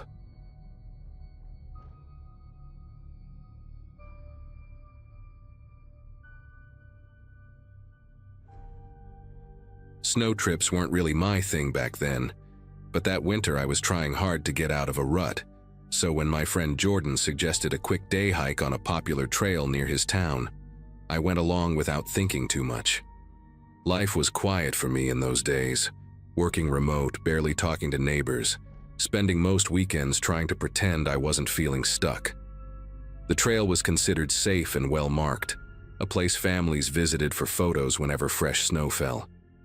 That morning the sky had that chalky gray look that makes the whole landscape feel flat, and Jordan kept joking about how it felt like we were walking through an old postcard. I remember noticing how the cold made every sound snap sharply, like twigs breaking much closer than they really were. Nothing seemed strange at first. We were just two friends trying to shake off the winter blues. The hike turned eerie faster than either of us expected. About an hour in, a scream sliced through the trees, high, raw, and panicked, the kind that makes you instinctively lock your jaw. Jordan stopped mid-sentence, staring at me like he wasn't sure if I'd heard the same thing. The sound didn't resemble any animal I knew, and the woods around us went unusually still right after, as if the whole place was listening. We followed the trail a little farther, half expecting another hiker to run past us asking for help. But no one appeared, and the silence kept stretching in this heavy, unnatural way. I remember tugging my scarf up to my chin, not because of the cold, but because the air suddenly felt too open. Curiosity eventually pushed us off the trail. The snow was fresh enough that anything moving through the area would have left tracks, and we figured we'd at least find signs of some animal in distress. Instead, we found a single line of human boot prints, deep, sharp impressions that veered into a narrow pocket of trees where branches formed a kind of crooked arch overhead. No paw prints, no drag marks, nothing suggesting wildlife. Jordan tried to call out, his voice echoing strangely like it was bouncing off something farther away. The boot prints looked recent, maybe minutes old, and something about how they were spaced made my chest tighten. They were steady, deliberate, not the footsteps of someone running in fear. We followed them only a short distance before spotting him. A man stood between the trees about 50 yards ahead, wearing a dark coat dusted with snow, his posture rigid as if he'd been waiting for us to notice. He didn't wave, didn't speak, didn't even shift his weight. He just stared in our direction with an intensity that made the cold feel sharper. Jordan tried calling out again, but the man didn't react. He simply turned and walked deeper into the woods, leaving that same neat trail of prints.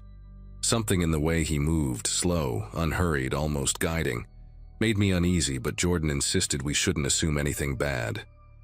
Still, when the man reappeared a second time, standing even farther out but in the same rigid pose, I remember feeling a creeping realization that he was leading us somewhere, not trying to escape us.